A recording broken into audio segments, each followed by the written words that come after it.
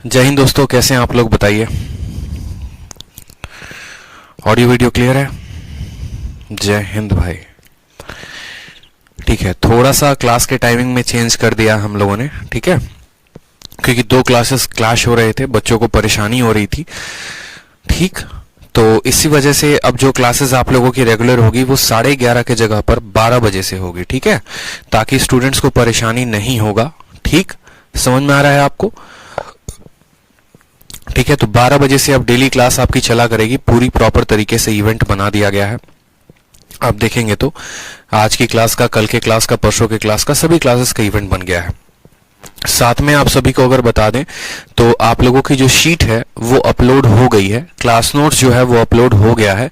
आप एक बार अपने अपने स्टडी मटेरियल में जाकर चेक करें किसका क्लास नोट्स अपलोड हो गया है, तो सिमिलैरिटी और कॉन्ग्रुएंसी का। साथ में टाइप्स ऑफ ट्रायंगल के भी जो है प्रैक्टिस शीट अपलोड हो गए हैं।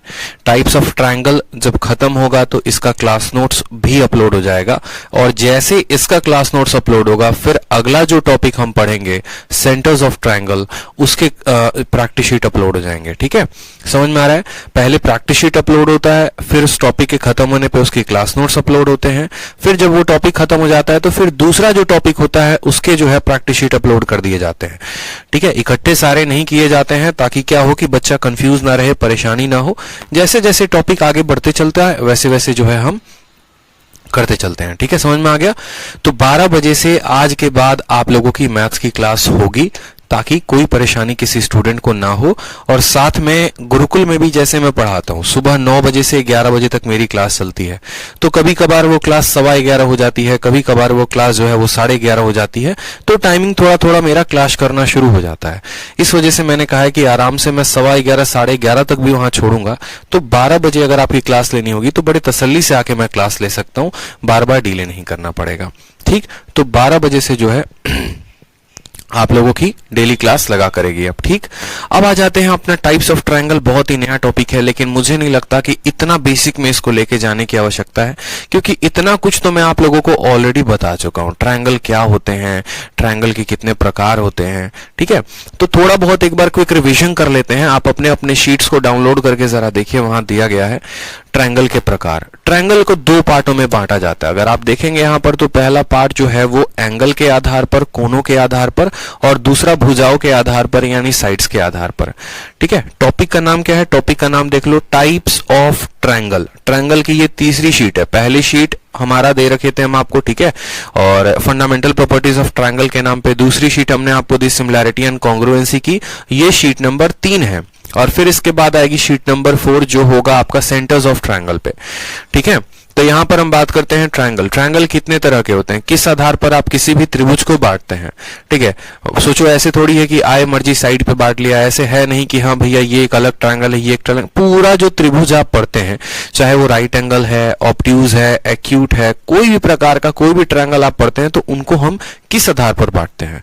तो बेसिकली त्रिभुज को दो आधारों पर बांटा जाता है, कोण के आधार पर और दूसरा भुजा के आधार पर।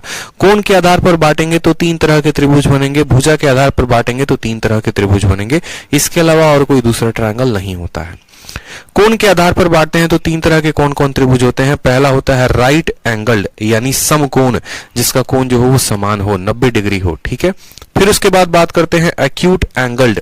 एक्यूट एंगल ट्रायंगल का मतलब न्यून कोण, जिसका जो कोण हो वो हमेशा 90 से छोटा हो। ठीक है, और फिर उसके बाद बात करते हैं ऑब्ट्यूज एंगल। ऑब्ट्यूज एंगल का मतलब होता है जिसका एक कोण 90 से बड़ा हो। ठीक है, तो कोनों के आधार पर हमारे एक प्यारे साइंटिस्ट नहीं, मैथमेटिशियन थे, उन्होंने कहा कि देखो एक मान्यता प्राप्त करते हैं, 90 डिग्री को स्टैंडर्ड लेकर चलते हैं। अगर कोई त्रिभुज का एक कोण हमारा 90 डिग्री आ गया, मेरी बात को समझेंगे, अगर किसी त्रिभुज का हमारा एक कोण 90 डिग्री आ गया तो वो राइट एंगल हो जाएगा। अगर ये वाला कोण 90 से छोटा आ गया, तो जैसे मानो ये 90 से छोटा है तो ये एक्यूट हो जाएगा, और अगर ये कोण 90 से बड़ा आ जाएगा तो ये क्या हो जाएगा? ऑब्ट्यूज एंगल ट्रायंगल हो जाएगा। क्लियर है? यहां पर बताइए जल्दी से, समझ में आ गया बात? तो कोनों के आधार पर 3 तरीके से बांटा जाएगा, समकोण, न्यून कोण, अधिक कोण, right angle, acute angle, obtuse angle. फिर उसके बाद बात करते हैं साइड्स के बेसिस पे।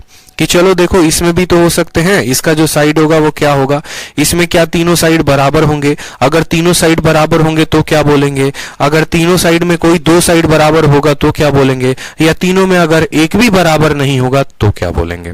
तो सबसे पहले बात करते हैं कि एक ऐसा त्रिभुज जिसकी कोई भी भुजा बराबर ना हो उसको बोलते हैं स्केलेन ट्रायंगल विषम बाहु। विषम बाहु त्रिभुज का मतलब क्या होता है, ये अलग है, ये अलग है और ये अलग है, जिसके तीनों भुजाओं क्या होते हैं, अलग अलग होते हैं, उसको विषम बाहु त्रिभुज कहते हैं, स्केलेन कहते हैं। हिंदी से ऐसे याद कर सकते हो, विषम, विषम का मतलब समान कुछ भी नहीं है, कोई समानता नहीं है, किसी में भी कोई समानता नहीं है, किसी भुजाओं में कोई समानता नहीं है। इनका एंगल बराबर हो भी सकता है, इनका एंगल बराबर नहीं भी हो। एंगल बराबर होगा तो खुद सोचो साइड बराबर नहीं हो जाएगा, मतलब अगर साइड बराबर नहीं है तो इनके एंगल भी बराबर नहीं होंगे, इस बात का ध्यान रखेंगे। इसके एंगल कैसे हो सकते हैं, जैसे ये 50 होगा, ये 60 होगा और ये 70 होगा, 50 60 70, ऐसा कोण हो सकता है, यानी जिसके तीनों कोनों भी अलग अलग और तीनों भुजाएं भी अलग अलग, वो क्या हो गया, स्केलेन। दूसरा बात करते हैं आइसोस्केलेस। आइसोस्केलेस को समद्विबाहु कहते हैं, बहुत इंपॉर्टेंट बनता है। अगर आप पूरे ट्रायंगल में पूछोगे ना कि सर सबसे इंपॉर्टेंट कौन सा है, तो इक्विलेटरल भी उतना इंपॉर्टेंट नहीं है जितना आइसोस्केलेस है, क्योंकि इसकी प्रॉपर्टी ज्यादा बनती है। यहां पर 6 तरह के ट्रायंगल हैं, सबसे इंपॉर्टेंट जो है वो आइसोस्केलेस है, एकदम इसको स्टार मार्क लगा लेंगे आप। आइसोस्केलेस का मतलब क्या होता है, समद्विबाहु त्रिभुज, यानी जिसकी दो भुजाएं बराबर हो। दो भुजा बराबर हो तो वो कैसा रूप ले सकता है, वो या तो ऐसा रूप ले सकता है, नहीं तो आपको ऐसा रूप ले सकता है। यहां पर अगर ये दोनों भुजाएं बराबर हो गई तो इनके द्वारा बनाया गया कोण जो होगा वो बराबर होगा। या अगर ये राइट एंगल ट्रायंगल में अगर दोनों भुजाएं बराबर हो जाती हैं, ये वाली और ये वाली, तो ये क्या हो जाएगा, राइट एंगल होने के साथ साथ ये हमारा आइसोस्केलेस भी हो जाएगा। फिर ये 90 45 और 45 का कोण बनाएंगे। समझ में आ गया बात। और तीसरा होता है इक्विलेटरल। इक्विलेटरल का मतलब क्या हो गया, जिसकी तीनों भुजाएं जो है वो क्या हो गई, बराबर हो गई। जैसे इक्विलेटरल हमेशा ऐसा बनता है। इक्विलेटरल कैसा ट्रायंगल है, तो एक्यूट एंगल है। एक्यूट क्यों है, क्योंकि उसके तीनों कोण जो है वो 90 से कम है। यहाँ पर 60 60 60, जब तीनों कोण बराबर तो तीनों भुजाएं क्या होंगी, बराबर होंगी। तो कोणों के आधार पे 3 तरह के कोण हो, 3 तरह के त्रिभुज हो गए, और भुजाओं के आधार पे 3 तरह के हमारे त्रिभुज हो गए। कोणों के आधार पर बात करेंगे तो राइट हो गया, एक्यूट हो गया, ऑब्ट्यूज हो गया। और यहाँ पर साइड्स की बात करेंगे तो स्केलेन हो गया, ठीक है, स्केलेन के साथ आइसोस्केलेस हो गया और इक्विलेटरल हो गया। यहाँ कोई भी भुजा समान नहीं है, यहाँ 2 भुजाएं और यहाँ पर तीनों के तीनों भुजाएं समान है। अब इनको एक एक करके हम डिटेल में पढ़ेंगे। पहले हम राइट एंगल के बारे में पढ़ेंगे, राइट एंगल में ट्रिपलेट कैसे बनते हैं, ठीक है, ऑड का ट्रिपलेट कैसे बनाते हैं, इवन का ट्रिपलेट कैसे बनाते हैं। फिर उनके ऊपर आए गए सवाल देखेंगे पेपर में, एग्जाम्पल्स को कवर अप करेंगे। फिर उसी तरीके से एक्यूट एंगल के प्रॉपर्टी को जानेंगे, प्रॉपर तरीके से एक्यूट एंगल के आए हुए सवालों को टच करेंगे। फिर उसके बाद ऑब्ट्यूज पर आए गए सवालों को टच करेंगे कि यहाँ पर त्रिभुज अगर बनाना है तो क्या पॉसिबिलिटी हो सकती है, ठीक है, इसके ऊपर क्या क्या डिफिकल्ट क्वेश्चंस आए थे, चाहे वो प्री में था या मेंस में था। तो हर ट्रायंगल के ऊपर हम क्वेश्चंस को जज करेंगे, पूरा जज नहीं करेंगे, बनाएंगे। और फिर उसके बाद जब सारे एक एक एग्जांपल्स को खत्म कर देंगे, फिर हम पढ़ेंगे साइन और कोसाइन रूल, और ये पढ़ने के बाद तब फाइनली हम एक्सरसाइज के क्वेश्चंस को लगाएंगे। इससे क्या होगा, इससे अगर कोई गधा से गधा बच्चा भी है या बहुत स्मार्ट से स्मार्ट बच्चा भी है, जैसे मेरे गधा एकदम गधा हो, मैं अपने आप को मानता हूं एकदम गधा हूं, चलो मान लो, ठीक है, मेरे को कुछ नहीं आता मान लो, तो भी अगर इस तरीके से अगर मैं पढ़ूं ना, अगर त्रिभुज को मैं पढ़ूं, तो मुझे एक एक पिक्चर क्लियर होगा कि भैया स्केलेन क्या है, ऑब्ट्यूज क्या है, कैसे स्केलेन पर सवाल बनाए जाते हैं, कैसे एक्यूट पर सवाल बनाए जाते हैं, समझ रहे हैं। तो बहुत मेहनत से इसके ऊपर काम किया गया है, बहुत अच्छे तरीके से एक एक पॉइंट को नोट किया गया है, ताकि हर वो स्टूडेंट को बहुत अच्छे तरीके से ये बात क्लियर हो। मैं मानता हूं कि मान लो कोई स्टूडेंट 12वीं पास करके वो ये वीडियो देख रहा है, या कोई एमटेक का स्टूडेंट है जो ये वीडियो देख रहा है, तो हर तरीके के स्टूडेंट के लिए कंफर्टेबल हो, हर एक टाइप, हर एक कैटेगरी को वो समझे, उसके ऊपर क्वेश्चन भी प्रैक्टिस करे, सिर्फ वो थ्योरी ना पढ़े। थ्योरी तो अंडरस्टैंडिंग के लिए है, थ्योरी समझाने के लिए है, और उस पर्टिकुलर टाइप पर जब क्वेश्चन लगाओगे तो प्रैक्टिस होगी, तो जिससे जो है आप एकदम आग लगा दोगे। हर तरह के ट्रायंगल पे कंसेप्ट क्लियर होंगे, मिक्स कुछ भी नहीं रहेगा। तो सबसे पहले शुरुआत करते हैं, ठीक है, राइट एंगल ट्रायंगल से। तो चलिए शुरू करते हैं। ठीक है, तो राइट एंगल ट्रायंगल यानी समकोण त्रिभुज के बारे में पढ़ते हैं। समकोण त्रिभुज देखो बीच बीच में कहीं कहीं पर ये बक्से बने होंगे, तो ये बक्से मतलब जब हम पीपीटी बना रहे थे ना, तो ये साइन जो फॉन्ट है वो छूट गया है, तो उसके लिए आप परेशान मत हो, आप शीट से देख सकते हो। जहां जहां ये बक्सा है मतलब यूं समझ लो ऐसा एंगल का साइन है, तो परेशान मत होना। ठीक है, यहां पर ये फॉन्ट एक्सेप्ट नहीं किया हमारा जो ये सिस्टम है, इस वजह से उसको बॉक्स बना दिया है, तो परेशान मत होना। ठीक है, हाँ यहां से शुरू कर सकते हैं सर जी, ज्योमेट्री स्टार्ट नहीं किया है। अरे भैया देखो मैं बार बार बोल रहा हूं कि अगर ज्योमेट्री स्टार्ट नहीं किया तो एकदम शुरू से पढ़ो। ठीक है, एकदम शुरू से पढ़ो, पहले जो है क्लासेस जो कराई हैं उसको खत्म करो, फिर यहां से लाइव रहो। आप एक आज की क्लास अटेंड करो, देखो समझ में आता है तो आगे कंटिन्यू कर सकते हो, कोई दिक्कत की बात नहीं। राइट एंगल ट्रायंगल के बारे में पढ़ते हैं, समकोण त्रिभुज के बारे में पढ़िए। यहां पर परिभाषा क्या लिखी गई है, इंग्लिश वाले इंग्लिश में पढ़े, हिंदी वाले हिंदी में पढ़े। ठीक है, चलो आ जाओ सवाल में। If one of the angles of a triangle is right angle triangle then the triangle is called right angle triangle. कोई भी एक एंगल अगर राइट एंगल होगा, एकदम अपने जगह पर स्थिर होगा, राइट होगा, 90 का कोण बनाएगा, तो उसको क्या बोलते हैं, उसको राइट एंगल ट्रायंगल बोलते हैं। जरूरी नहीं है कि जिंदगी भर राइट एंगल ट्रायंगल का यही शेप हो। जैसे मानो मैंने एक ट्रायंगल ऐसा बनाया, उसमें अगर ये वाला कोण 90 हो जाता है तो भी ये राइट एंगल ट्रायंगल है। अब राइट एंगल ट्रायंगल बन गया तो एक एक बातों को यहां समझते हैं कि यहां पर आधार क्या है, लंब क्या है, हाइपोटेनस क्या है। तीन बातें होती हैं। देखो जैसे यहां पर कोण बना है, तो ये जिस पर टिका हुआ है ना, आप ऐसे समझ लो जो इसकी नींव है इसको बोलते हैं बेस, यानी इसको बोलते हैं आधार। ठीक है, ये जो होता है एकदम लंबा की तरह एकदम खड़ा है फिल टावर की तरह, तो ये हमारा क्या है, हाइट है। ये इसकी ऊंचाई है कि भैया तुम कहां तक गए हो। ठीक है, ये यहां तक गया तो ये इसकी ऊंचाई है, क्या बोलेंगे, ऊंचाई बोलेंगे। समझ में आ गया बात, ठीक है। और यहां पर जो है ये क्या है, हाइपोटेनस है। हाइपोटेनस को हिंदी में क्या बोलते हैं बताइए जरा एक बार। ठीक है, चलिए बताइए। तो राइट एंगल ट्रायंगल में side opposite to right angle is known as hypotenuse.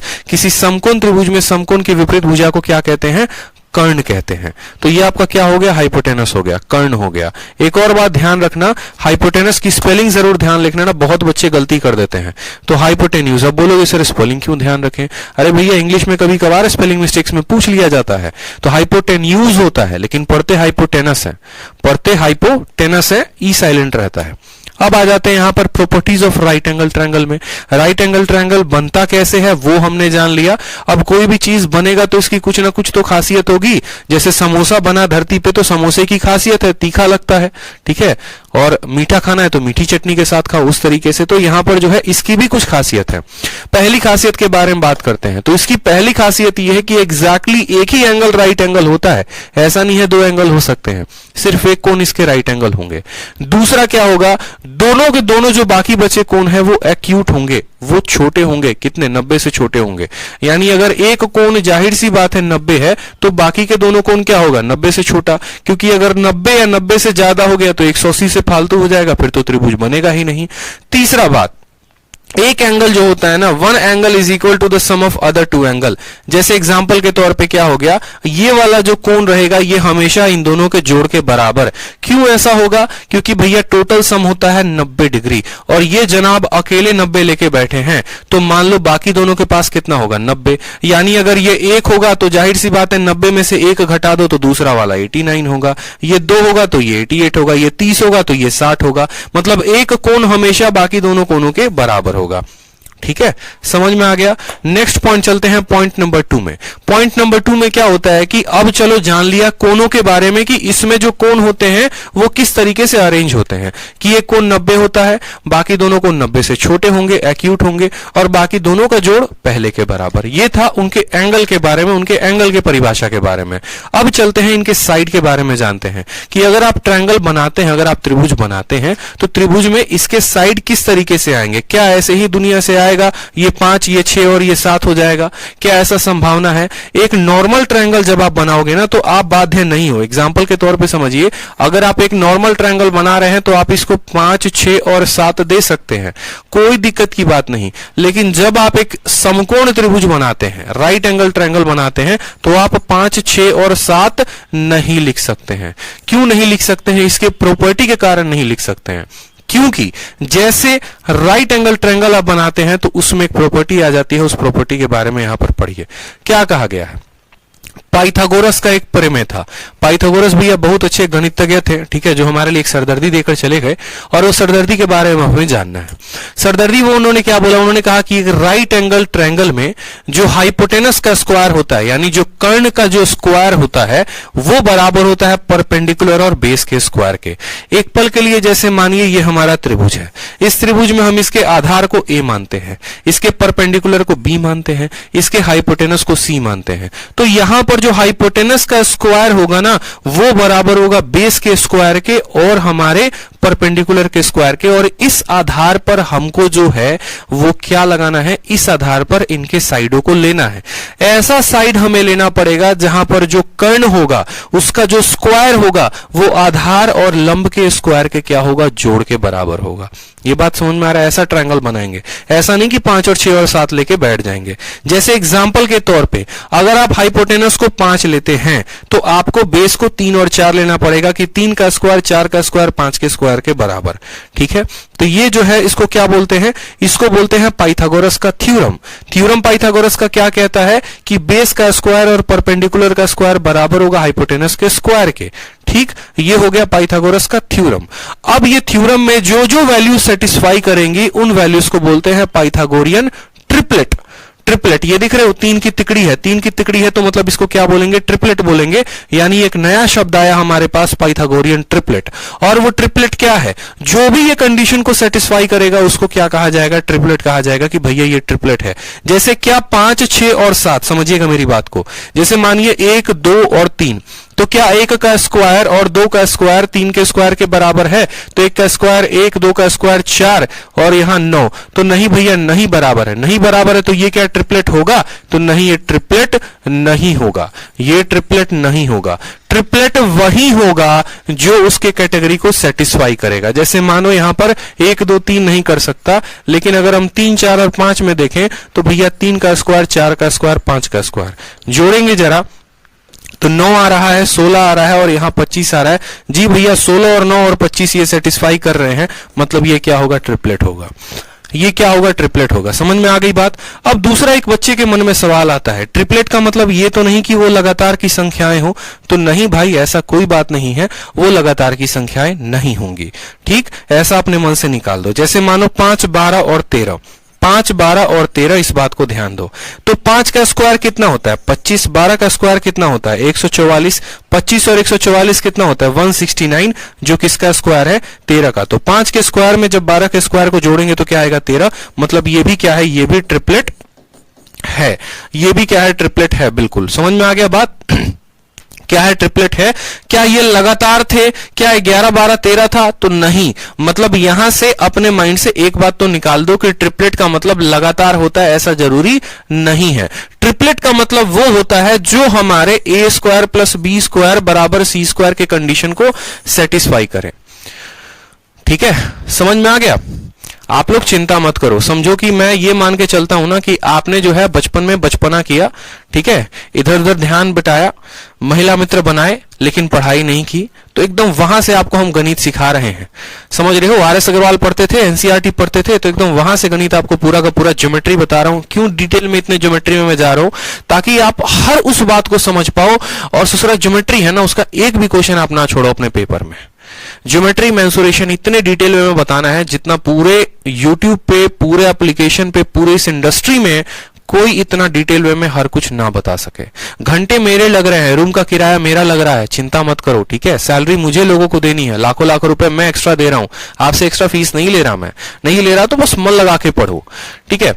आप बस पढ़ते जाओ, एक एक चीजें बतानी मेरी जिम्मेदारी है, समझ रहे हो। एक एक चीज ये आर एस अग्रवाल में ही दी गई थी, 6ठी 7वीं की बात है, लेकिन कोई बात नहीं, नहीं याद है तो दोबारा से ध्यान रखेंगे। तो जो इस कंडीशन को सेटिस्फाई करे उसको ट्रिपलेट कहते हैं। अब बात आता है कि क्या, चलो ट्रिपलेट है, लेकिन हम बच्चे बेचारे, हमको तो कुछ नहीं पता, हम ट्रिपलेट याद करें तो कैसे करें। जैसे कुछ ट्रिपलेट के ऊपर नजरें दौड़ाइए, कुछ ट्रिपलेट यहां पर करिए, तो ये फॉलोइंग के पाइथागोरियन के ट्रिपलेट है, और यहां पर ये कुछ ट्रिपलेट दिए गए हैं जो परीक्षा में पूछे जाते हैं।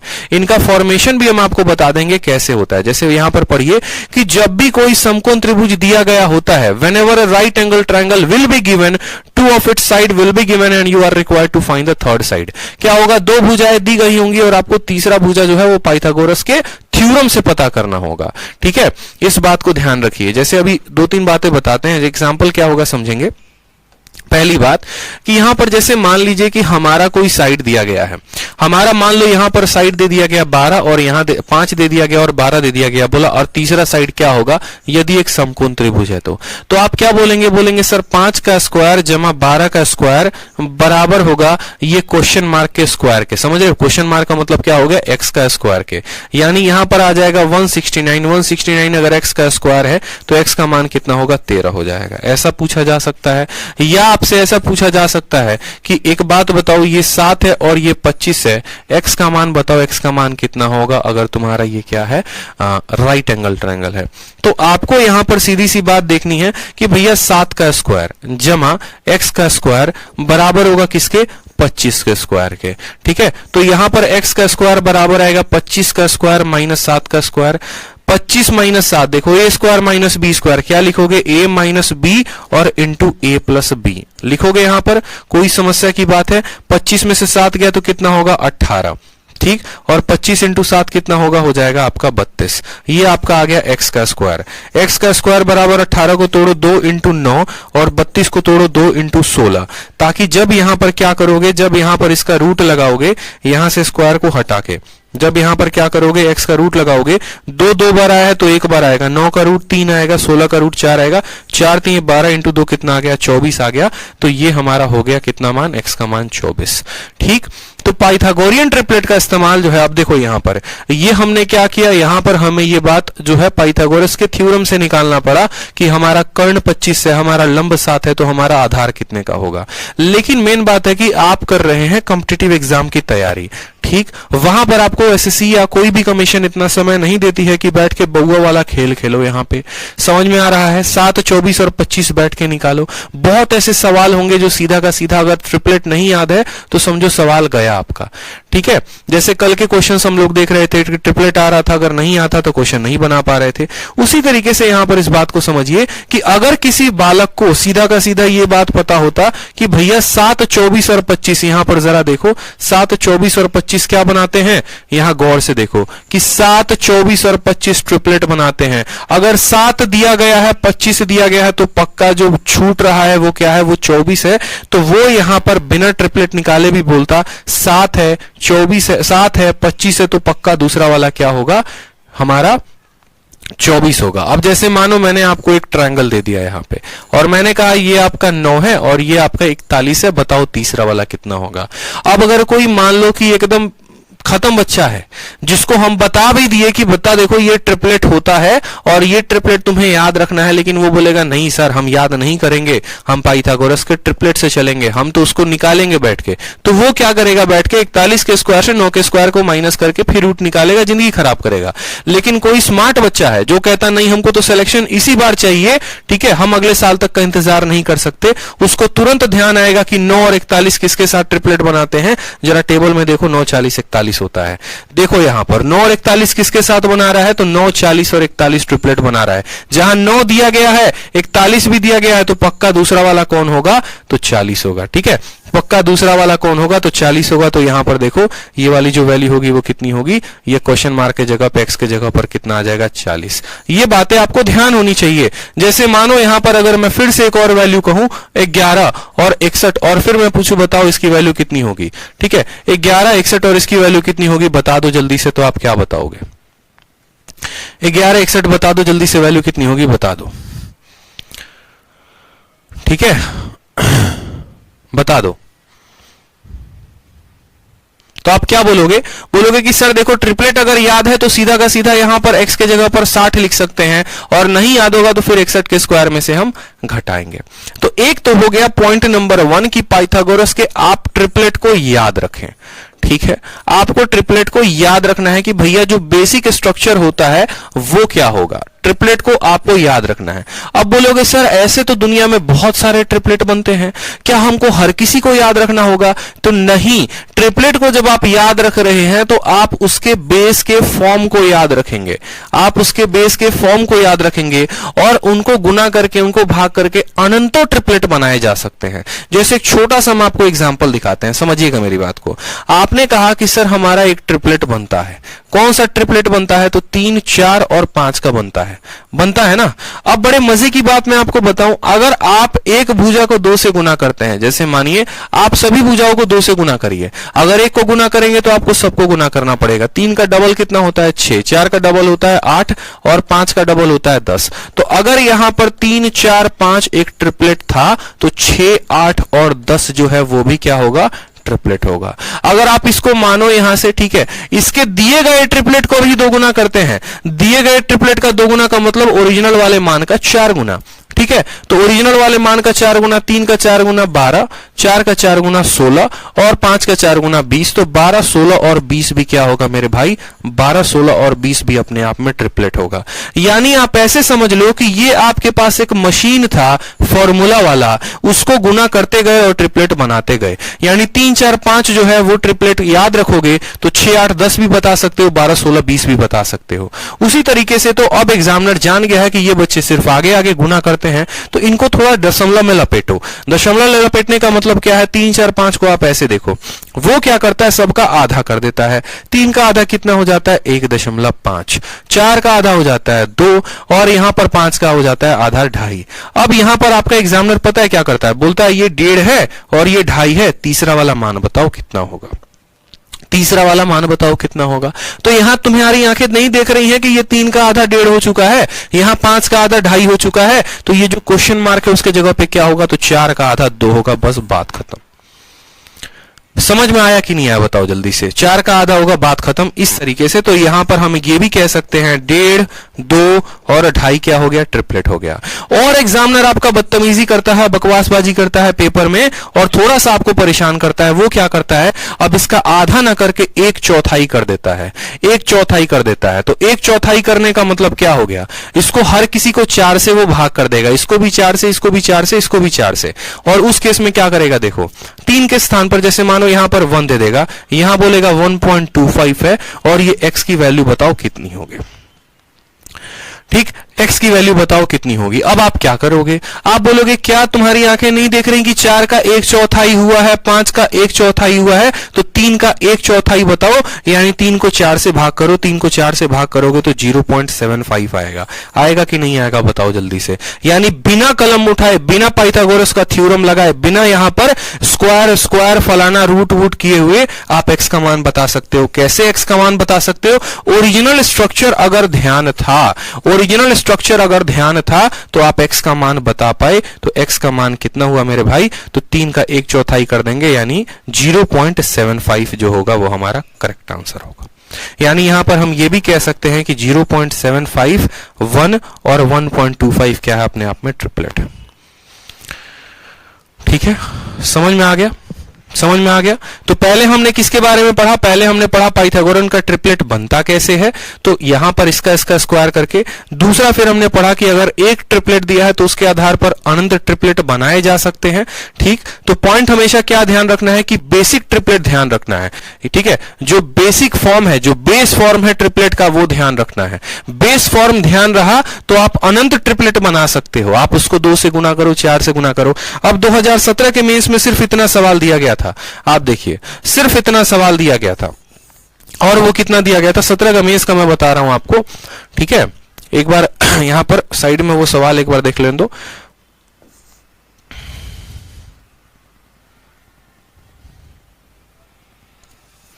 सवाल आपका दिया गया था, ठीक है, सवाल आपका दिया गया था कि ये वैल्यू जो है ये आपकी 2 है, ठीक, और ये वैल्यू 0.16 है। आपसे पूछा गया था ये वाली वैल्यू कितनी होगी, बता दो। ये वाली वैल्यू 2 दी गई थी हाइपोटेनस, ये वाली वैल्यू जो है वो 0.6 दी गई थी, और आपसे पूछा गया था ये क्वेश्चन मार्क जो है, ये क्वेश्चन मार्क कितना होगा बताइए। क्वेश्चन मार्क कितना होगा बता दो। ठीक है, क्वेश्चन मार्क कितना होगा बता दो। तो क्या आप यहां पर छोटी सी बात को नहीं समझ सकते हो? बताओ यहां पर। ठीक है,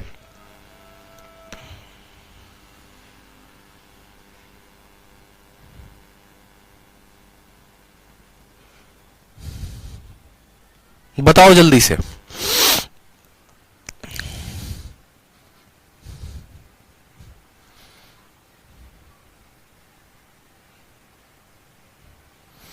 दो नहीं होगा यहां, एक मिनट 2 नहीं होगा ना, यहां 0.2 होगा।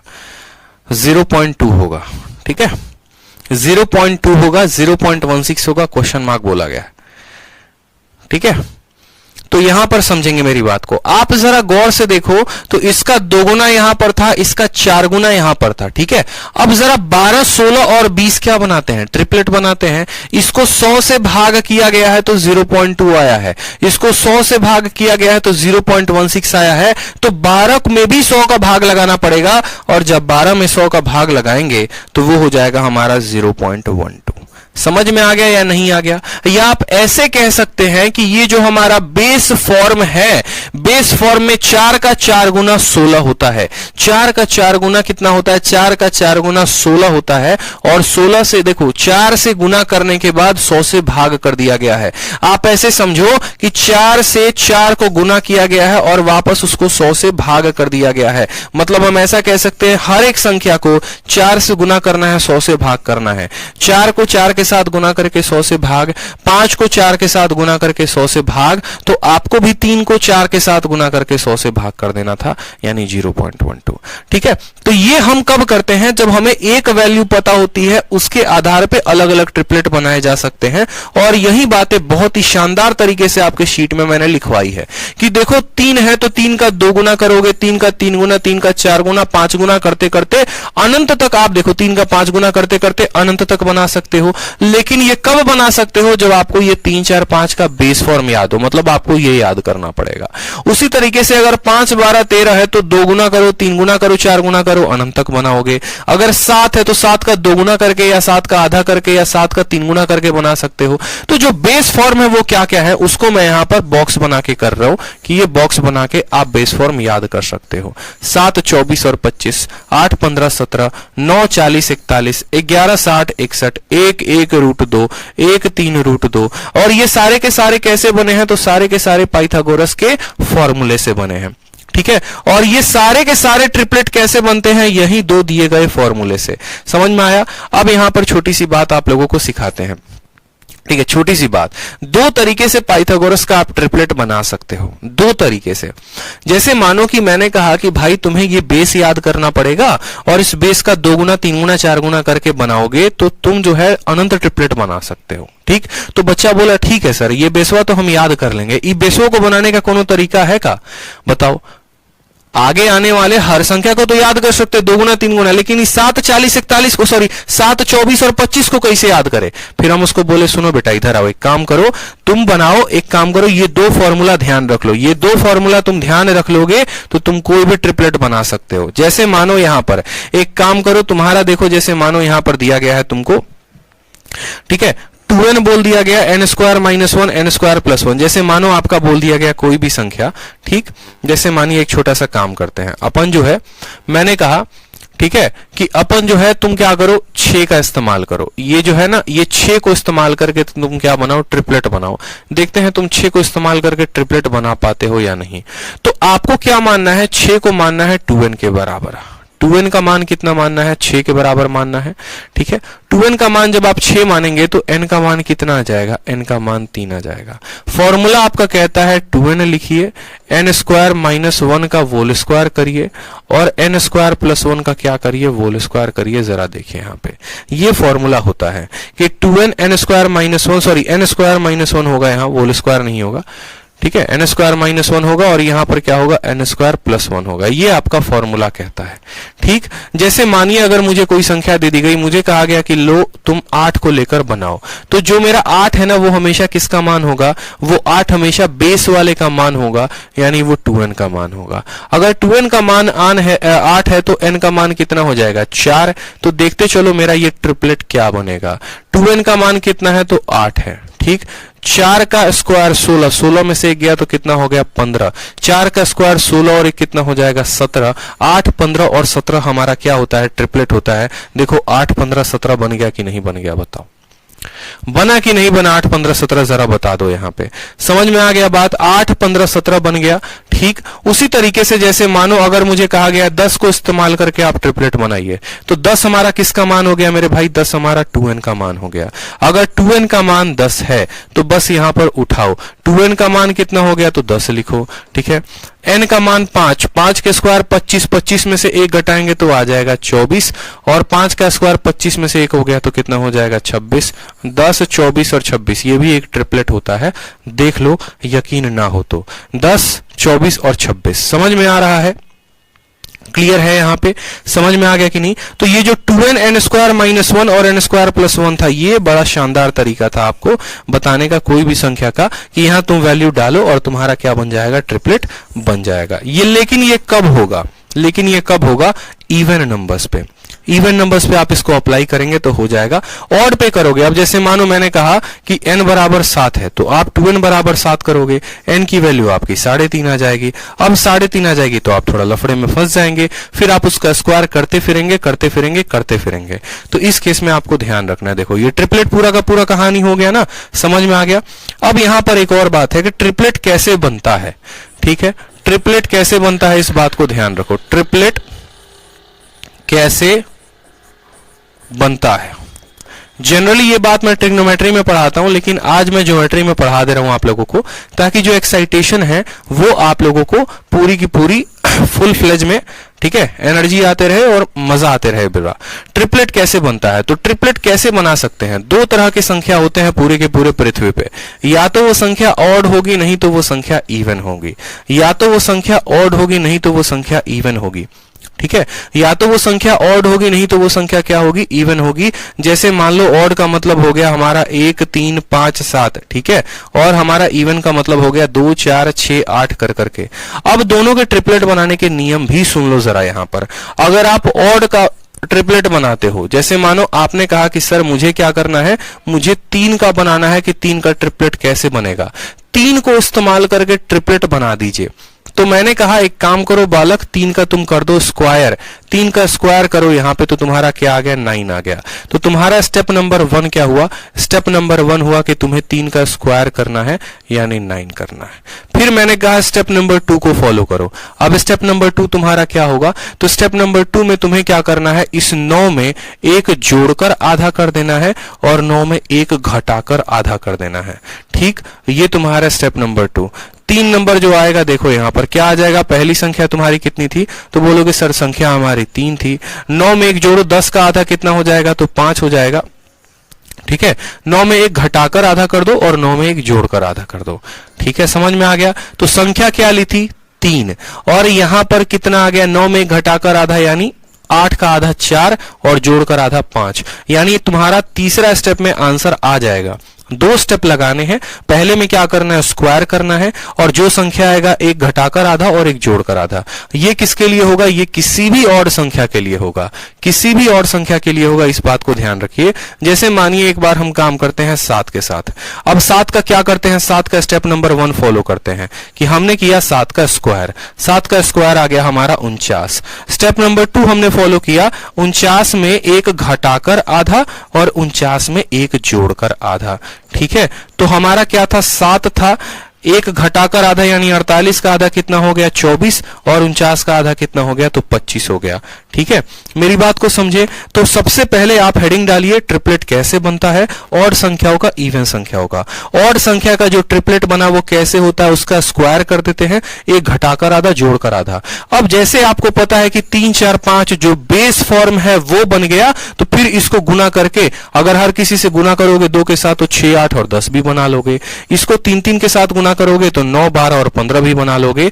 तो सबसे इंपॉर्टेंट क्या था, इंपॉर्टेंट हमारे लिए ये था कि ये कैसे बने, और इसको बनाने के लिए कोई एक संख्या कैसे दी जाए। जैसे मैंने आपको क्या सिखाया था, मैंने आपको ये कहा था कि अगर एक ट्रायंगल है और मैंने कह दिया ये 25, ये हमारा कितना है, ये मान लो हमारा 25 है और ये हमारा 24 है, तीसरा कितना होगा, तो स्क्वायर करके निकाल सकते हो। लेकिन अगर एक मानो सिंपल सा मैंने कहा कि एक ही साइड दी गई है और वो बस साइड जो है तुम्हारा ऐसे है कि ये 3 है, तो बताओ ये बाकी दोनों भुजाएं कितनी होंगी। सिर्फ एक साइड में दे दो 3 और बाकी दोनों भुजाएं कितनी होंगी, तो अलग अलग हो सकता है, लेकिन जो परफेक्ट ट्रिपलेट है जो 3 का इस्तेमाल करके बनाता है वो कैसे बनता है, 3, 4 और 5 से। और वो कैसे निकाला, तो हमने कहा 3 से जो ट्रिपलेट बनते हैं वो कैसे बनते हैं, तो वो देख लो, 3 का स्क्वायर करते हैं 9, 1 घटाकर आधा जोड़कर आधा, यही बनता है 3 से हमारा ट्रिपलेट। क्लियर है ये बात, सबको बता दो जल्दी से। ऑड का सीख लिया, अब इवन का सीखोगे। ठीक है, अब इवन का सीखोगे, चलो आ जाओ इवन का भी सीख लो। इवन में भी चलते हैं तो बात समझते हैं कि भैया इवन संख्याओं का ट्रिपलेट कैसे बनाते हैं। जितने भी इवन संख्या हो गए, जैसे मान लो 4 का अपन को ट्रिपलेट बनाना है, तो स्टेप नंबर 1 फॉलो करना पड़ेगा कि 4 को क्या करना पड़ेगा, आधा करना पड़ेगा। आधा करने के बाद कितना आ गया, तो 2 आ गया। अब स्टेप नंबर 2 इसमें लगाना पड़ेगा। 2 का क्या करना पड़ेगा, तो 2 का जो है आपको, ठीक है, 4 को छोड़ो, 4 से थोड़ा सा कम समझ में आएगा। एक काम करते हैं, 8 को लेकर चलते हैं। मान लो कि आपने 8 का किया आधा, 8 का आधा करोगे तो कितना आएगा, 4 आएगा। अब आपको क्या करना है, 8, ठीक है, ठीक, यहां पर कितना आ गया, 4 आ गया। 4 का स्क्वायर करेंगे, 4 का स्क्वायर कितना होता है बताओ, 4 का स्क्वायर कितना होता है बता दो जल्दी से। तो 4 का स्क्वायर बोलोगे सर 16 होता है, ठीक, 4 का स्क्वायर कितना होता है, 16 होता है। स्टेप नंबर 3 में क्या करना है आपको, 16 में से 1 घटा देना है और 16 में से 1 क्या करना है, जोड़ देना है। तो 8, 15 और यहां पर 17, ये हमारे क्या हो गए, ये हमारे ट्रिपलेट हो गए। ये हमारे क्या हो गए, ट्रिपलेट हो गए। मेरी बात समझ में आ गया कि नहीं आ गया सबको, बताओ। इवन क्लियर है, बता दो जल्दी से, ठीक है, इवन क्लियर है, बता दो जल्दी से।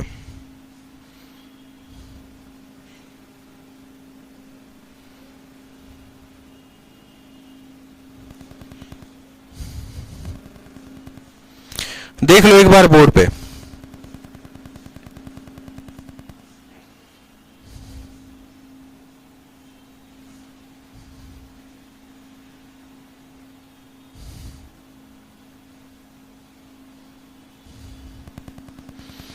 क्लियर हो गया, बता दो।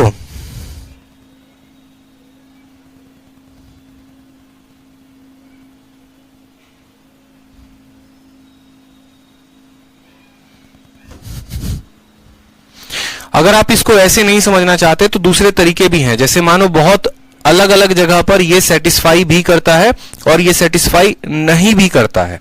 इसीलिए आपको एक दूसरा एग्जांपल देकर और समझाते हैं। जैसे मान लीजिए कि 14 है, 14 है। 14 हमारा क्या है, 14 हमारा एक इवन नंबर है और 14 से हमें क्या करना है, 14 से स्क्वायर निकालना है या ट्रिपलेट। तो पहला हमने क्या किया, 14 का कर लिया, पहला स्टेप में हमने आधा। 14 का आधा कर लिया तो कितना आ गया, हमारा आ गया 7। दूसरा स्टेप में हमें क्या करना है, दूसरा स्टेप में हमें 7 का स्क्वायर करना है 49। 49 तोड़ लिया हमने। और तीसरा स्टेप में आपको बताया था क्या करने को, तीसरा स्टेप में बताया था कि 49 में एक जोड़कर या 49 में से एक घटाकर आधा कर दो। ये वाला ध्यान रखो, पुराना वाला भूल जाओ। 49 में घटाकर आधा करो, 49 में जोड़कर आधा करो, तो आपका सीधा का सीधा आ जाएगा 14, ठीक। 48 का कितना हो गया, देखो यहां पे, ठीक है, 48 बटे 2 कितना हो गया आपका, 14, ठीक है।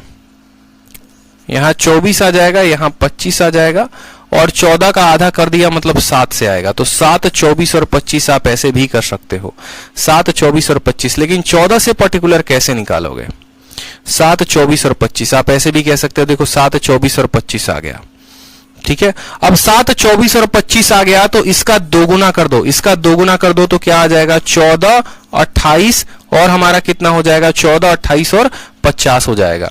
14, 28 और 50 कैसे आएगा, तो सेम तरीके से मैंने आपको क्या कहा था कि 14 जो है, तो 14 को कैसे बांटो, तो पहले 14 का करो आधा, 14 का आधा करोगे तो आएगा 7। 7 का स्क्वायर कर दो यहां पे, तो 7 का स्क्वायर करोगे तो 49, ठीक है। एक मिनट, 14, 48 और 50। तो 48, इसमें से एक घटा दो और इसमें से एक जोड़ दो, दोनों तरीके से। समझ में आ गया कि नहीं आ गया, बताओ।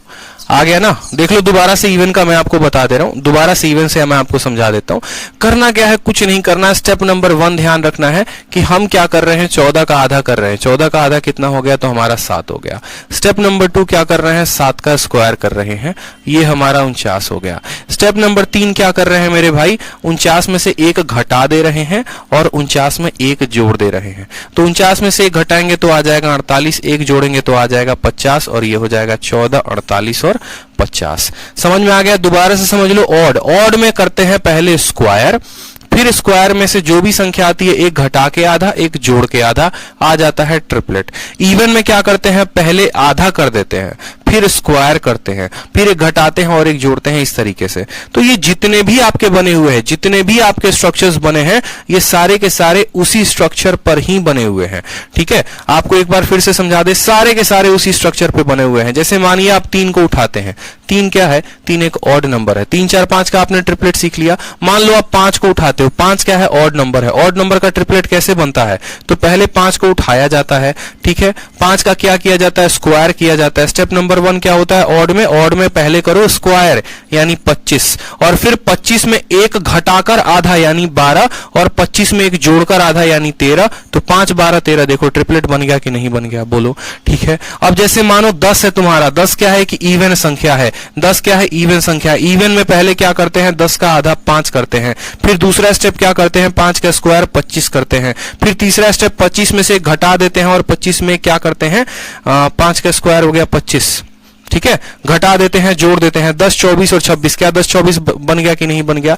आप इसको कैसे याद रखेंगे, तो इसको आप एक तरीके से कोई भी संख्या, जैसे मानो किसी ने आपको 7 पकड़ा दिया, 7 क्या है, हमारा ऑड संख्या है, तो 7 का पहले क्या करेंगे, स्क्वायर। देखो यहां जैसे मानो 7 बनाना है, 7 स्टेप नंबर 1 ध्यान रखो, तो 7 का स्क्वायर हो गया हमारा 49। स्टेप नंबर 2 ध्यान रखो, एक घटाकर आधा, एक जोड़कर आधा। घटाकर आधा करेंगे तो कितना होगा, 48 का आधा 24, जोड़कर आधा करेंगे तो 50 का आधा 50, 7 24 और 25 बन गया कि नहीं बन गया। 8 15 17 करना है, 8 15 17 करना है। कैसे करोगे, 8 कैसी संख्या है, तो बोलोगे सर इवन है। इवन वाले में पहले क्या करते हैं, पहले कर देते हैं आधा यानी 4 हो जाता है। दूसरा स्टेप क्या करते हैं, इसका करते हैं स्क्वायर, 16 हो जाता है। फिर 16 में एक कम करते हैं, 16 में एक जोड़ते हैं, 8 15 17, क्या 8 15 17 बन गया कि नहीं बन गया। उसी तरीके से 9 40 41 बनेगा, उसी तरीके से 11 60 61 बनेगा। यानी पूरी रामायण कहने के बाद हमें एक बात समझ में आ गई कि तुम बेटा हमको कोनो भी एगो नंबर दे दो, कोई भी एक नंबर हमको दे दो। अगर वो ऑड होगा तो ऑड का फॉर्मूला डाल के उसके ट्रिपलेट निकाल देंगे, और अगर वो इवन होगा तो इवन का फॉर्मूला डाल के ट्रिपलेट निकाल देंगे। और एक बार कोई एक ट्रिपलेट बन गया तो फिर उसको गुना गुना गुना गुना करते करते फिर अनंत ट्रिपलेट निकाल देंगे। समझ में आ गया कि नहीं आ गया बात। मतलब मैं आपको एक अब देखो समराइज कर दूं तो सीधी सी बात है, जैसे किसी ने मुझसे एक बात पूछा, ठीक है, एक बार मैं रास्ते में जा रहा था, ट्रेन में जा रहा था, समझ लो ऐसे, और उन्होंने मुझसे पूछा, चलो एक छोटी सी स्टोरी बनाता हूं। ठीक है, बता रहा हूं, एक छोटी सी स्टोरी शेयर कर रहा हूं। एक बार मैं ऐसे ही जा रहा था तो उन्होंने मुझसे पूछा कि क्या करते हैं आप, जब घर जाते हैं तो लोग मिलते नहीं है रास्ते में, तो क्या पूछते हैं। उन्होंने पूछा कि क्या करते हैं आप, तो मैंने कहा मैथ्स पढ़ाते हैं। तो उन्होंने ऐसे कहा, अच्छा मैथ्स पढ़ाते हैं, ठीक है, मतलब समझ में आ रहा है। उम्र देख के उनको ऐसा लगा नहीं कि बच्चा उतना एक्सपीरियंस होगा, बच्चा समझ रहे थे। तो मैंने कहा ठीक है सर, कोई बात नहीं। तो मैंने पूछा आप क्या करते हैं, तो मैं भी मैथ्स पढ़ाता हूं। तो मैंने कहा अच्छा सर ठीक है, तो कहाँ पढ़ाते हैं, तो मुखर्जी नगर में पढ़ाते हैं।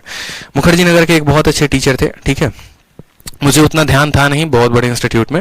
तो उन्होंने कहा ठीक है मैथ्स पढ़ाते हैं, तो किनको पढ़ाते हैं। तो मैंने कहा सर जनरल कंपटीशन को। उनको लगा शायद 10वीं 12वीं को पढ़ाता होगा। अच्छा जनरल कंपटीशन को पढ़ाते हैं, ठीक है। तो एक बात बताइए, उनका पहला सवाल ही मुझसे यही था कि एक बात बताइए कि ट्रिपलेट कैसे बनाते हैं। ठीक है, अब जनरली क्या होता है कि अगर किताबी कीड़ा कोई है तो वो ट्रिपलेट याद कर लेता है। आप में से 90% बच्चों को ये बात पता नहीं होगी इस वीडियो के पहले कि ट्रिपलेट कैसे बनता है। तो उन्होंने सोचा होगा कि चलो पूछ लेते हैं ट्रिपलेट कैसे बनता है, क्या बनता है, तो शायद फंस जाए।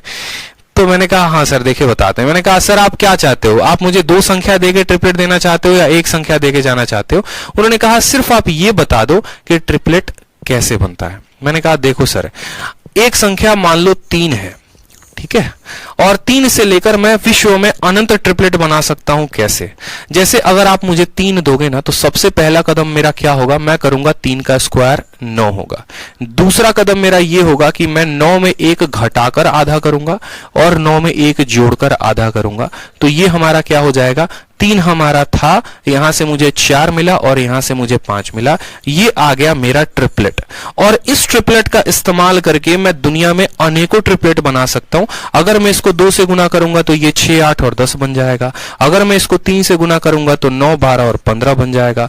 अगर मैं इसको मान लो 0.1 से गुना करता हूं तो 0.3 0.4 0.5 से। अगर सबको 100 से भाग कर दो तो 0.03 0.04 0.05, ये सभी मेरे ट्रिपलेट बनते जाएंगे। चलो ये तो बात हमने बता दी आपको ऑड की, ठीक है। उसके बाद हमने कहा सर देखो, अगर आप कोई इवन नंबर भी लेना चाहते हो ना, जैसे आपके मन में इच्छा प्रकट हुई कि हम कोई इवन नंबर लेते हैं। तो हमने कहा ठीक है गुरुजी, लो मान लो 14 नंबर है, तो इसको क्या करोगे, देखो इवन है, देखो ऑड है तो ऑड का आधा नहीं किया जा सकता, इसीलिए पहले स्क्वायर किया जाता है। लेकिन इवन संख्या है तो उसका आधा किया जा सकता है, इसीलिए पहले आधा करते हैं ताकि छोटी संख्या बनाई जा सके 7, और फिर तब इसका स्क्वायर करते हैं। शुरू में मत बौखला के स्क्वायर कर देना। तो फिर उसके बाद दूसरा स्टेप क्या हो गया कि 7 का स्क्वायर करते हैं 49, ठीक है। और तीसरा कदम यहां पर क्या हो गया सर कि इसमें से आप एक घटा दीजिए और इसमें से जो है आप एक जोड़ दीजिए, ठीक है। क्या कर, एक मिनट, हाँ क्या कर दीजिए, एक जोड़ दीजिए। तो आपका ट्रिपलेट कितना बन गया, आपका ट्रिपलेट बन गया यहां पर 14, 48 और 50। और फिर इस संख्या का इस्तेमाल करके हम दुनिया में अनेकों ट्रिपलेट बना सकते हैं। अगर मुझे इसका आधा करना हो ना तो मैं आधा करूंगा तो ये 7, 24 और 25 बन जाएगा, जो अपने आप में एक बहुत शानदार ट्रिपलेट है। अगर मैं इसका दोगुना कर दूंगा तो 28, 96 और 100 अपने आप में एक ट्रिपलेट बन जाएगा। अगर मैं सबको 0.1 से गुना कर दूं या 10 से भाग कर दूं तो 1.2, 4.8 और 5.0, ये भी अपने आप में ट्रिपलेट बन जाएगा। बस इतना कहते ही उसके बाद उन्होंने कहा बहुत बढ़िया, शानदार। थोड़ा अच्छा लगा हमें भी सुन के किसी से मुंह से अपनी तारीफ, और उसके बाद उन्होंने अपना नंबर जो है हमें दिया और अपना आशीर्वाद भी, ठीक है। और उसके बाद कहा कि कभी भी कोई दिक्कत हो तो कॉल कर लेना। बट भगवान की दुआ से अभी तक कोई दिक्कत आई नहीं कि उन्हें संपर्क करने की आवश्यकता पड़े, ठीक है। तो ये बात समझिए, आपको अपने नॉलेज में पूरा तरीके से कंफर्म होना पड़ेगा। रट्टू बनोगे तो पेपर क्लियर नहीं होगा, रट्टू मत बनो, कंसेप्ट को समझो। एक ट्रिपलेट ही ऐसा है ना, अगर मैं ट्रिपलेट के ऊपर ही क्लास लेना चाहूं तो कम से कम मैं इसको 2 घंटे पढ़ा सकता हूं, 4 घंटे, 10 घंटे तक पढ़ाया जा सकता है सिर्फ ट्रिपलेट को। लेकिन इंपॉर्टेंट है कि आपके लिए कितना इंपॉर्टेंट है। तो सबसे पहले ट्रिपलेट को याद रखें। अगर वो याद ना हो तो बनाने का, ट्रिपलेट बनाने का विधि ध्यान रखें, बनाने का फॉर्मूला ध्यान रखें, ये बड़ा इंपॉर्टेंट है। अगर बेटा फॉर्मूला ध्यान रख लिया ना मेरे भाई, ठीक है, फॉर्मूला ध्यान रहे तो फिर कोई दिक्कत की बात नहीं। फिर चाहे आपको 7, 40, 41 नहीं भी याद है, पेपर में खाली 7 दिया गया तो बैठ के निकालोगे कि 40, 41 उसका 2 मान होता है। सिर्फ अगर 7 भी दिया गया तो 40 और 41 तो ऑटोमेटिक आ जाएगा, कोई दिक्कत की बात नहीं। अगर मान लो कल के दिन मैं 13 बोल देता हूं, अब 13 से किसी का कोई ट्रिपलेट ध्यान ही नहीं है, कौन बच्चा है जो बता दे 13 के साथ ट्रिपलेट बनता है, नहीं पता। लेकिन अगर 13 पता है आपको कि 13 क्या है, एक ऑड संख्या है, तो 13 का क्या करते हैं, स्क्वायर करते हैं 169, और 169 में एक घटाकर आधा और 169 में एक जोड़कर आधा। लो भैया बन गया ना तुम्हारा ट्रिपलेट, काम खत्म, ठीक। तो इस बात का ध्यान रखेंगे अपन। चलो ट्रिपलेट सीख लिए, अब आ जाओ एक एग्जांपल पे। कहानी में फिर क्या हुआ, कहानी में फिर यही हुआ कि कहानी यहीं पर एंड हो गई। उन्हें हमारे जो नॉलेज को आंकने का तरीका था वो अच्छा उन्हें भी लगा। उन्होंने पूछा, हमने बताया, तो उन्हें लगा कि चलो ठीक है, आजकल के फील्ड में ऐसे टीचर नहीं आ रहे हैं जो किताब को रट के आ गए हों, सच में कंसेप्ट है, ठीक है, जो अच्छे से बच्चों को ज्ञान दे सकते हैं, उनका पेपर क्लियर करा सकते हैं। फिर उसके बाद पूरा सफर जो है ऐसे ही चला, ना कोई बात ना कोई चर्चा। अब वो पूछे तो क्या पूछे, कुछ नहीं पूछे, चले गए फिर। चलो, तो सवाल में क्या बोला गया है, एक हमारे पास त्रिभुज है एबीसी नाम का, AB का मान है 8, AC का मान है 10, एंगल B का मान है 90, तो एरिया पूछा गया है। बड़ा शानदार एंगल, ये ट्रायंगल है ABC। पहला एग्जांपल देखो, और ABC में हमसे बोला गया है AB का मान 8 है, BC का मान तुम्हारा कितना है, दिया ही नहीं है, और यहां पर इसका मान 90 दिया है, यहां पर ये 90 डिग्री है, 8 है और 10 है, और आपसे बोला गया है ABC का एरिया बताओ। आपको पता है, हैप्पी कुमारी कहती है सर 1 का ट्रिपलेट बता दो। अरे यार 1 का ट्रिपलेट, 1 कैसी संख्या है जरा बताना। मतलब ये वही बात हो गई, पूरी रामायण बीत गई और पूछते हो सीता कौन थी, ठीक है। बताओ जरा जल्दी से, 1 का ट्रिपलेट। 1 का ट्रिपलेट ऐसे नहीं बनता है कि 1 से उठाकर ट्रिपलेट बना दोगे, क्यों, जैसे 1 एक ऑड नंबर है, 1 का स्क्वायर करोगे तो आ जाएगा आपका 1, ठीक है। और फिर उसके बाद क्या करोगे, 1 में घटाकर आधा करोगे, ठीक है। पहले क्या होता है स्क्वायर, फिर घटाकर आधा, फिर जोड़कर आधा। अब जैसे करोगे तो 1 आ गया तुम्हारा, 0 आ गया, और यहां पर कितना आ गया, 1 आ गया। तो क्या ऐसे कोई ट्रिपलेट संभव है, तो नहीं संभव है। कोई भी भुजा का मान 0 ले सकते हैं, नहीं ले सकते, तो 1 से ट्रिपलेट नहीं बनता है। जब एक साइड तुम्हारा 0 हो जाएगा तो कैसे बना लोगे ट्रिपलेट, बताओ, नहीं बना सकते ना। तनिक खुद का बुद्धि प्रयोग किया करो, ठीक है, क्या करते हैं ऑड में स्क्वायर करते हैं और फिर आई गई संख्या का। ठीक है, अब यहां पर देखो, जैसे मुझे मान लो यहां पर इसका एरिया बताना है, तो मुझे पता है एरिया बराबर क्या होता है, हाफ इंटू बेस। अब बेस तो दिया नहीं है, लेकिन इतना जरूर पता है कि ये 10 है और ये 8 है, तो ये कितना होगा, 6 होगा।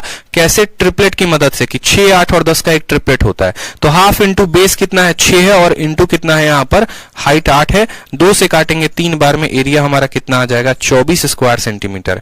लेकिन अगर वहीं पर ये बेस नहीं पता होता तो 10 के स्क्वायर में से 8 का स्क्वायर करके रूट लगाते रहते और काम खराब होते रहता। ठीक है, चलो आ जाओ। अब यहां पर जो मोस्ट इंपॉर्टेंट आ जाता है, अब वहां तक तो बच्चों का कहानी था, अब यहां जो है मेन जहां से क्वेश्चन पूछे जाते हैं वो यही दिए गए 4 सूत्र हैं, जिसको 5 में भी बदला जा सकता है। मतलब यूं समझ लो कि लाइफ लाइन है आपकी, ये समझ लीजिए हर साल एक सवाल यहां पर ये क्वेश्चन आता ही आता है, और ये सिमिलैरिटी से साबित होता है। सिमिलैरिटी में भी बहुत लोग पढ़ाते हैं और बहुत राइट एंगल में भी पढ़ाते हैं। मेरा पढ़ाने का तरीका इसको राइट एंगल में है। अपन जब राइट एंगल पढ़ेंगे तो उसकी प्रॉपर्टी पढ़ेंगे। ये 4 अलग अलग प्रॉपर्टी हैं और इसका इस्तेमाल करके पेपर में इस बार भौकाल प्रश्न पूछे गए हैं। फिर वीडियो उसके बाद जब क्वेश्चन आने लगा तो प्री के जैसे जैसे क्वेश्चंस आने लगे तो लोगों ने वीडियो बनाना शुरू कर दिया। ठीक है, लेकिन शुरू से एक कंटेंट में है कि ये 4 प्रॉपर्टी आपके आएंगे। जैसे होता है ना, मेरे करण अर्जुन आएंगे, तो उसी तरीके से आप इसको इस भाषा में लिखना चाहो ऐसे लिख सकते हो, या ऐसा लिखना चाहो ये ऐसे। दोनों बातें जो हैं वो सेम ही कही गई है। यहां जो बात है वही बात यहां पर भी है, बस लैंग्वेज के फॉर्म में लिखा गया है। ये चारों बात हर किसी को ध्यान रखना, अगर नहीं ध्यान है तो समझ लो मुश्किल में हो। अब ये आया कहां से, चारों बात क्या है वो एक बार को देखते हैं हम। ठीक है, होता क्या है कि आपको जो है सिमिलैरिटी पढ़ा दी है, सिमिलैरिटी पढ़ा दी है, तो अब ये चीज मुझे बताने में काफी आसानी होगी। 2 चीजें होती हैं। ठीक है, फिलहाल आपको एक ही कंसेप्ट जानना है। यहां पर यहां से क्या होता है, हम यहां पर एक परपेंडिकुलर डालते हैं। एक ये समकोण त्रिभुज है, इस त्रिभुज का नाम क्या है मेरे भाई, तो इस त्रिभुज का नाम हमारा है ए, बी और सी। और यहां पर ये कोण बना रहा है कितने का, तो 90 का। ठीक, और यहां पर भी ये कोण बना रहा है कितने का, तो 90 का। समझ में आ गया बात। ये राइट एंगल ट्रायंगल है तो 90 का बनाएगा। हमारा एग्जामिनर हमसे ये कहता है कि बी से एसी के ऊपर एक लंब डालिए, मतलब परपेंडिकुलर डालिए, वो परपेंडिकुलर होगा हमारा बीडी। ठीक है, और सिर्फ इतना ही देकर हमसे देखो कितने प्रॉपर्टी वो हमसे निकलवाएगा। कुल मिलाकर 4-5 प्रॉपर्टी साबित किया जा सकता है। कैसे, छोटी छोटी बातों को देखते चलो। आप बोलोगे सर देखो बात ऐसा है कि इसको अगर हम थीटा मानते हैं, ठीक है, इसको क्या मानते हैं, देखो यहां पर इसको अगर हम थीटा मानते हैं, तो अगर इसको थीटा मानते हैं और ये 90 है, तो त्रिभुज डी, बी और सी में ये 90 है, ये थीटा है, तो ये क्या होगा, 90 माइनस थीटा। बताया था ना कि यहां पर जो दोनों कोण होते हैं वो इसके बराबर होते हैं। अगर ये 1 है तो 90 में से 1 घटा दो, ये 2 है तो 90 में से 2 घटा दो, तो ये थीटा था तो 90 में से घटा दिया। ठीक, अब आ जाओ बड़े वाले ट्रायंगल में, ट्रायंगल ए, बी और सी में। ये जनाब 90 है और ये जनाब थीटा है, तो ये वाला क्या हो जाएगा, ये हो जाएगा 90 माइनस थीटा। ये क्या हो जाएगा, 90 माइनस थीटा। समझ में आ गया। सिमिलैरिटी 2 तरीके से लगाई जा सकती है। ठीक है, अब समझो, आप यहां पर समरूपता लगाएंगे, किसमें लगाएंगे, तो देखो बी, डी और सी में, ठीक, और ए, बी, सी में। ठीक है, एक सिमिलैरिटी ये लग सकता है, दूसरा ए, डी, बी में और फिर बड़े वाले में। ठीक, और तीसरा इन दोनों छोटे वाले में। ठीक है, क्यों लगा सकते हैं, क्योंकि भैया इनके पास जो है वो कोण बराबर हैं। लेकिन हम अभी सिर्फ आपको एक छोटा सा एग्जांपल अभी देके बता रहे हैं। जैसे मानो ट्रायंगल बी, डी और सी लिया आपने, तो आपने कहा सर ट्रायंगल बी ले रहे हैं, डी ले रहे हैं, सी ले रहे हैं, तो एंगल बी जो ले रहे हैं बीडीसी में, ये कितना है, 90 माइनस थीटा। तो बड़े वाले में 90 माइनस थीटा कहां है, ए है, तो यहां पर आप लिखेंगे पहले ए को। याद रखो बी 90 माइनस थीटा। देखो एक एक बात को समझो, यहां पर तुम्हारा बीडीसी में कितना है, तो ये 90 माइनस थीटा है। डी कितना है, तो डी तुम्हारा 90 है, और सी कितना है, तो थीटा है। तो अगर सिमिलैरिटी लिखोगे तो फिर उसी तरीके से वही कोणों को लिखना पड़ेगा। 90 माइनस थीटा पहले लिखना पड़ेगा, 90 माइनस थीटा कौन है, तो ए है। फिर 90 लिखना पड़ेगा, 90 कौन है, तो 90 जो है तुम्हारा बी है, और फिर थीटा सी, सी कौन है, तो यहां पर भी सी जो है वो क्या है, 90 माइनस थीटा। तो 90 minus theta 90 theta, 90 minus theta 90 theta. Similarity आ गई। अब सिमिलैरिटी में क्या क्या बातें साबित होती हैं। ठीक है, आपको मैंने सिमिलैरिटी में नॉर्मली क्या क्या बताया था कि आप किसी का किसी के साथ रेशियो ले सकते हो। जैसे अगर यहां बीडी ले रहे हो, ठीक है, तो यहां पर क्या लोगे, ए बी लोगे। समझ में आ गया बात। उसी तरीके से अगर यहां डीसी लेते हो तो यहां पर क्या ले सकते हो, बीसी ले सकते हो। उसी तरीके से अगर बीसी ले रहे हो, अगर क्या ले रहे हो, बीसी ले रहे हो यहां पर, तो यहां पर क्या ले सकते हो, एसी ले सकते हो। ले सकते हो कि नहीं ले सकते हो? आप बोले जी गुरुजी ले सकते हैं। समझ में आ गया बात। अब आपका एग्जामिनर क्या करता है, यही दोनों को इस्तेमाल करके प्रॉपर्टी नंबर 1 दे देता है, और वो क्या देता है, BC into BC, BC into BC, यानी बीसी का स्क्वायर, बीसी का स्क्वायर बराबर होगा किसके, एसी डीसी के बराबर, बराबर होगा किसके, एसी और डीसी के। ये बन जाता है आपका प्रॉपर्टी नंबर 1। ठीक है, ये बन जाता है प्रॉपर्टी नंबर 1। यानी यहां पर ये जो बेस है ना, इस बेस का स्क्वायर अगर निकालना है तो ये छोटू को और ये बड़े वाले को गुना करना पड़ेगा। तो क्वेश्चन क्या बना था इस बार के प्री में, वो भी देख लो। क्वेश्चन आपको यहां पर ये दे दिया गया था कि एक ट्रायंगल है, ठीक है, इसका मान यहां पर छोटे वाले का देखो, यहां पर ये बोला गया था ये मान 6 है और ये मान 4 है, ये मान x है, बता दो कितना होगा, x का मान कितना होगा बता दो। What is the value of x? तो आप क्या बोलेंगे, आप बोलेंगे देखो सर x का जो स्क्वायर होगा, ये बेस का जो स्क्वायर होगा बराबर होगा ये छोटू के यानी 6 के, और इंटू पूरा के यानी 10 के। तो यानी x का स्क्वायर हमारा 60 हो गया, तो x की वैल्यू रूट अंडर 60 यानी 2 रूट 15 जो होगा वो हमारा क्या होगा, करेक्ट आंसर होगा, x की वैल्यू 2 रूट 15। पॉइंट नंबर 1 क्लियर रखना। अब इसी तरीके से हर पॉइंट को जो है, ठीक है, इसी तरीके से पहले क्या किया आपने, पहले वाले पॉइंट पर सिमिलैरिटी लगाई और आप बीसी स्क्वायर को लेकर आए। उसी तरीके से जैसे मानो ये छोटे वाले का सिमिलैरिटी टोटल के साथ लगाया ना, तो अब दूसरा वाला भाग ए डी और बी का सिमिलैरिटी जब आप टोटल के साथ लगाएंगे तो वहां पर आपको पॉइंट नंबर 2 मिलेगा। पॉइंट नंबर 2 क्या मिलेगा, ए से लेकर बी तक का स्क्वायर, ए से लेकर बी तक का स्क्वायर बराबर होगा ए इंटू डी और ए इंटू सी, तो ये बराबर होगा A D into D C. ये पॉइंट नंबर हो गया आपका 2। ठीक है, जब हम इसका सिमिलैरिटी टोटल के साथ लगाए तो बीसी का square C D into AC मिला। जब हम इसमें सिमिलैरिटी लगाए तो ए बी का स्क्वायर बराबर ए डी इंटू डीसी मिला। ये 2 पॉइंट हमें यहां से मिल गए। ठीक है, ये 2 पॉइंट हमें यहां से मिल गए, इस बात का ध्यान रखो। ये मत पूछना सर दूसरा कहां से लेके आए, इसी तरीके से सिमिलैरिटी लगाए तो आया। अब आ जाता है, खुद सोचो कि एक राइट एंगल ट्रायंगल का एरिया क्या होता है। तो आप बोलोगे सर ये एक राइट एंगल समकोण त्रिभुज है, तो इसका जो एरिया होगा वो क्या होगा, तो हाफ इंटू, ठीक है, बेस क्या है तो बीसी है, ठीक है, और हाइट क्या है तो ए बी है, तो half into A B into BC. ठीक, ये बराबर होगा, ये किसके बराबर होगा, तो जरा इस ट्रायंगल को पलटी कर दो, पलटी कर दो तो यहां पर भी तो कोण बन रहा है और यहां पर कोण बन रहा है, तो इसका बेस अगर हम एसी मानेंगे तो हाइट इसका बीडी मान सकते हैं कि नहीं, बताओ। अगर उसी कोण को ऐसे पलटी कर दो और यहां 90 ऐसे समझ लो, ये तुम्हारा बी है, ये सी है, ये ए है, ये डी है। समझ में आ गया बात, एडीसी है ना, माफ करना, ये आपका ए है, ये डी है और ये आपका बी है। ठीक है, तो आप क्या बोलोगे, हाफ इंटू एसी, देखो half into AC into BD, ठीक है, तो यही बराबर होगा half into AC into BD के। बराबर होगा कि नहीं बराबर होगा, बताओ। बराबर होगा तो बोलोगे हाँ सर बराबर होगा। उस केस में आप हाफ को हाफ से काट सकते हो, और ये जो बीडी वाला वीडी वाला वैल्यू है, ये बीडी यही तो पूछता है ससुरा, तो पॉइंट नंबर 3 यहां डाल सकते हो कि जो ये बीडी का मान होगा, जो ये बीडी का मान होगा, A B into BC, A B into BC, A B into BC, और इसको भाग कर देंगे बड़े वाले बेस के साथ, एसी के साथ। या आप ऐसे याद कर सकते हो, इसका परपेंडिकुलर इसका बेस, इसका परपेंडिकुलर इसका बेस, दोनों का गुना जो है वो बराबर होगा। ठीक है, ए बी बीसी बराबर होगा हमारे एसी इंटू बीडी के, बीसी का square C D into AC, और ए बी का स्क्वायर हमारा हो जाएगा एडी इंटू डीसी नहीं होगा यहां पर, माफ करना, एडी इंटू यहां पर, यहां करेक्ट करो, एडी इंटू हमारा एसी होगा ना। ठीक है, एडी इंटू पूरा बड़ा वाला, एडी इंटू एसी हो जाएगा। ठीक, जैसे बीसी का स्क्वायर बराबर होगा छोटा इंटू बड़ा, उसी तरीके से एबी का स्क्वायर बराबर होगा छोटा एडी इंटू पूरा का पूरा बड़ा।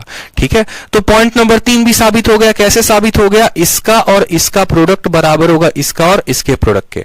क्लियर हो गया कि नहीं हो गया, बता दीजिए। ये हमने 3 पॉइंट्स को क्लियर कर दिया। ठीक, अब आ जाती है हमारी चौथे पॉइंट की बारी चौथा पॉइंट कौन सा हो गया? तो चौथा पॉइंट हमारा ये बीच वाला हो गया। ये बीच वाले का, इस बीच वाले का रिलेशन कुछ से निकलेगा कि नहीं? देखो यहां पर टोटल कितने पॉइंट्स को हमने साबित कर दिया? पहले पॉइंट को हमने साबित कर दिया कि बीसी का स्क्वायर बीडी इंटू कितना होता है? बीडी इंटू हमारा एबी होता है। ठीक, दूसरा इसी ये एक पॉइंट में 2 पॉइंट हमारे आ चुके हैं, एक में हमारे 2 पॉइंट आ चुके हैं।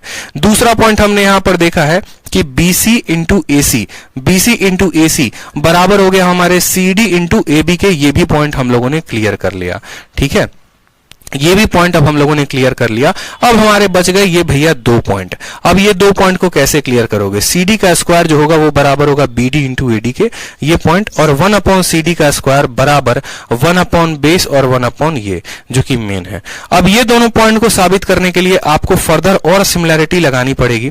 ठीक है, और फर्दर सिमिलैरिटी लगाकर इस पॉइंट्स को कंफर्म करना पड़ेगा, जिसके लिए फिर जो है आपके 5-10 मिनट लग सकते हैं। ठीक है, बिल्कुल। अब यहां पर जब BD का स्क्वायर देखोगे तो देखो यहां से एक रिलेशन निकालना पड़ेगा आपको BD का, और BD की वैल्यू इतनी आएगी। फिर एक और रिलेशन यहां से BD का निकालना पड़ेगा, उसकी वैल्यू आएगी, और दोनों का फर्दर क्लैरिफाई करोगे तो आपको पता चलेगा।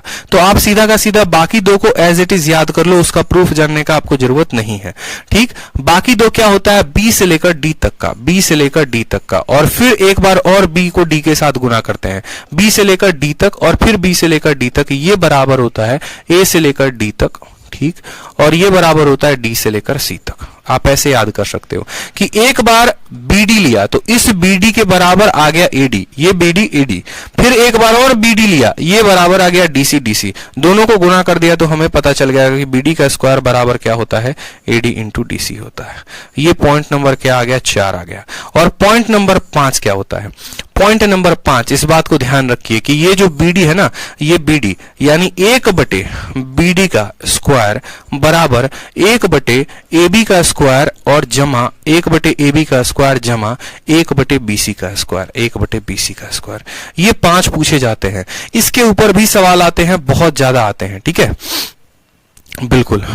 ठीक, तो 5 पॉइंट एक बार दोबारा से लिख दे रहा हूं, यहां पे दोबारा से समझा दे रहा हूं, और फिर उसके ऊपर क्या क्या क्वेश्चंस आए हैं उन सभी सवालों को हम देख लेते हैं। असल में सवाल बनता किस पर है? तो सवाल ये BD को लेकर बनता है। यही BD आया और जिंदगी तबाह कर दी इसने सबकी, तो इसी के ऊपर सवाल बनता है। 5 एक बार मैं यहां पर लिख रहा हूं, और दोबारा आप लोग जो है अपने पास नोट डाउन करेंगे।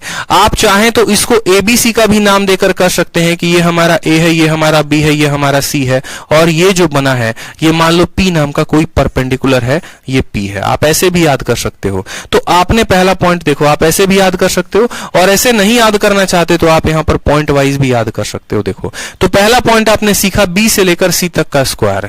तो B से लेकर C तक का स्क्वायर, देखो इसका स्क्वायर बराबर होगा ये छोटा इंटू बड़ा के। तो क्या बोलोगे? BC का स्क्वायर बराबर CD इंटू AC। ये हो गया पॉइंट नंबर 1। ठीक, और दूसरा पॉइंट, चलो उसी तरीके से AB का स्क्वायर क्या होगा? AB का स्क्वायर बराबर होगा किसके? छोटा AD। साथ साथ याद करते चलो, लिखते चलो AC। ठीक है, पॉइंट नंबर 3, पॉइंट नंबर 3 हमने क्या सीखा?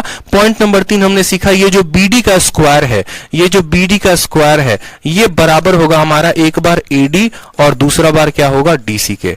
ठीक, पॉइंट नंबर 4 हमने सीखा, वो हमने सीखा AB into BC, AB into BC। ठीक है, बराबर होगा किसके? तो बराबर होगा AC इंटू BD के, बराबर होगा AC इंटू BD के। और पॉइंट नंबर 5 जो हमने सीखा कि BD का स्क्वायर का क्या होगा? इनवर्स, बराबर होगा 1 अपॉन AB के स्क्वायर के और 1 अपॉन AC के स्क्वायर, सॉरी 1 अपॉन AB और 1 अपॉन BC के स्क्वायर के। यानी आप ऐसे समझ लो परपेंडिकुलर का, सॉरी यहां पर ये है ना, ये इसका परपेंडिकुलर है, इसका स्क्वायर बराबर इसका और इसके का स्क्वायर के सम के। ये 5 पांडव जितने इंपॉर्टेंट हैं, ठीक है, किसके लिए? महाभारत के लिए। उसी तरीके से ये 5 पॉइंट बहुत इंपॉर्टेंट है आपके राइट एंगल ट्रायंगल में। जबरदस्त जबरदस्त सवाल आते हैं इस 5 पॉइंट पे। ठीक है, 5 पॉइंट को क्लियर किया गया। अब सवाल में आ जाइए। एग्जाम्पल ऐसे फर्जी है, इसको हटाओ। ठीक है, आ जाओ एग्जाम्पल नंबर 2 में। एग्जाम्पल नंबर 1 फर्जी था। एग्जाम्पल नंबर 2 में क्या कहा गया है? कहा गया है एक ट्रायंगल ABC है, एक ट्रायंगल ABC है। ठीक है, राइट एंगल पढ़ रहे हैं तो हर जगह राइट एंगल ही बनाएंगे। एबीसी नाम का ट्रायंगल दिया गया है हमें, और क्या कहा गया है, एंगल बीएसी का मान, एंगल बीएसी का मान 90 डिग्री है ना, तो इसको बी रखो, इसको ए रखो और इसको सी रखो, और ये मान को कितना बना दो, 90 डिग्री बना दो। सवाल में बोला गया है यदि एडी मुझे लग रहा है परपेंडिकुलर, यहां परपेंडिकुलर है, ठीक है, यहां से ए और डी नाम का बंदा जो है इसके ऊपर परपेंडिकुलर है। बीडी का मान हमें दिया गया है, किसका मान दिया गया है देखेंगे, बी से लेकर डी तक का मान 3 दिया गया है, और सी से लेकर डी तक का मान 4 दिया गया है। हमसे एडी का मान पूछा, बताइए एडी का मान कितना होगा, एडी का मान बताइए कितना होगा।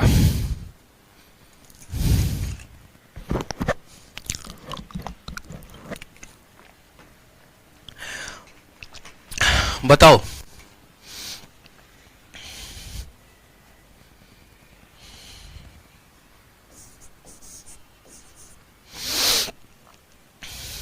ठीक है, यहां पर हो जाएगा एडी का स्क्वायर, हमने पढ़ा है एडी का स्क्वायर बराबर होता है बीडी के, ठीक है, प्रॉपर्टी लिखते चलेंगे, और इंटू सीडी के, यानी हम ये कह सकते हैं कि एडी का स्क्वायर बराबर 3 इंटू 4 12 के।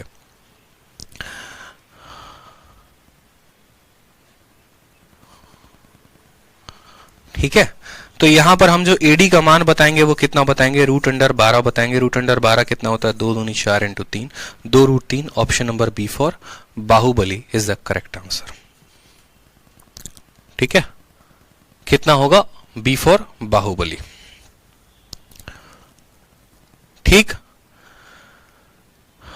क्लियर है, चलिए आ जाइए। अब सीएचएसएल का पूछा गया क्वेश्चन है दूसरा आपके सामने, आंसर देंगे।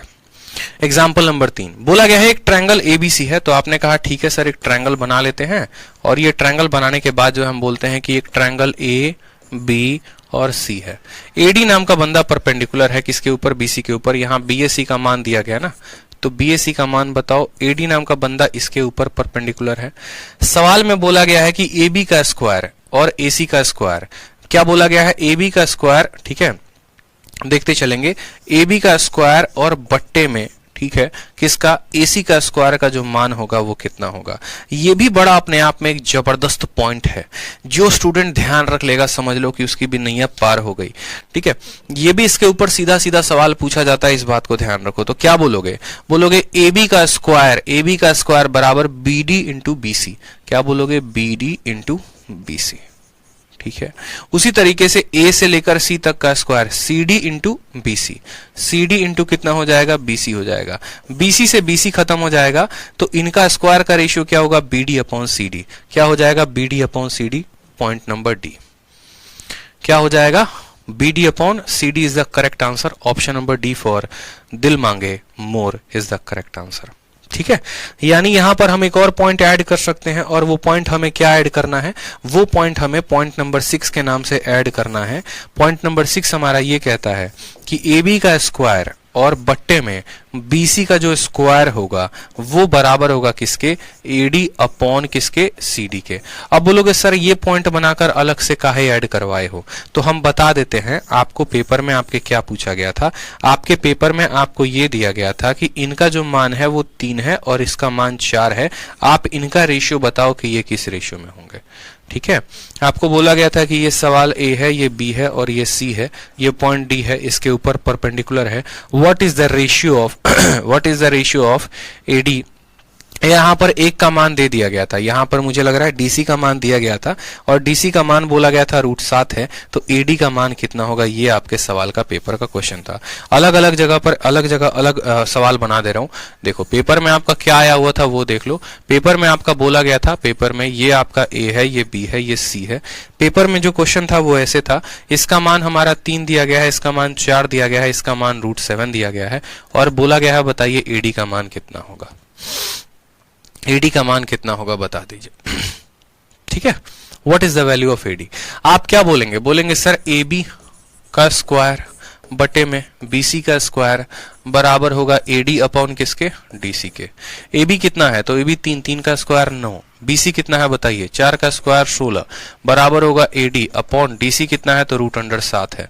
सीधा यहां लिखेंगे 9/16 और √7, ये हमारी वैल्यू हो जाएगी किसकी, एडी की, अगर प्रॉपर्टी याद है तो। लेकिन अगर प्रॉपर्टी याद नहीं है तो लपेटे में आ जाएंगे। ठीक है, आ जाइए एग्जाम्पल नंबर 4 में आ जाइए, पढ़िए एग्जाम्पल नंबर 4 क्या दिया गया। एग्जाम्पल नंबर 4 में कहा गया एबीसी नाम का एक ट्रायंगल है, एंगल ए जो है वो 90 है, ए से एक परपेंडिकुलर एडी ड्रॉ किया जाता है बीसी के ऊपर, तो इसमें से कौन सी जो दी गई स्टेटमेंट है वो करेक्ट है। तो हमने कहा ठीक है भैया बना लेते हैं। यहां पर ये हमारा पॉइंट है ए बी, ठीक है, एंगल ए जो है वो 90 है, तो ये ए हो गया, ये बी हो गया, और मान लो ये सी हो गया।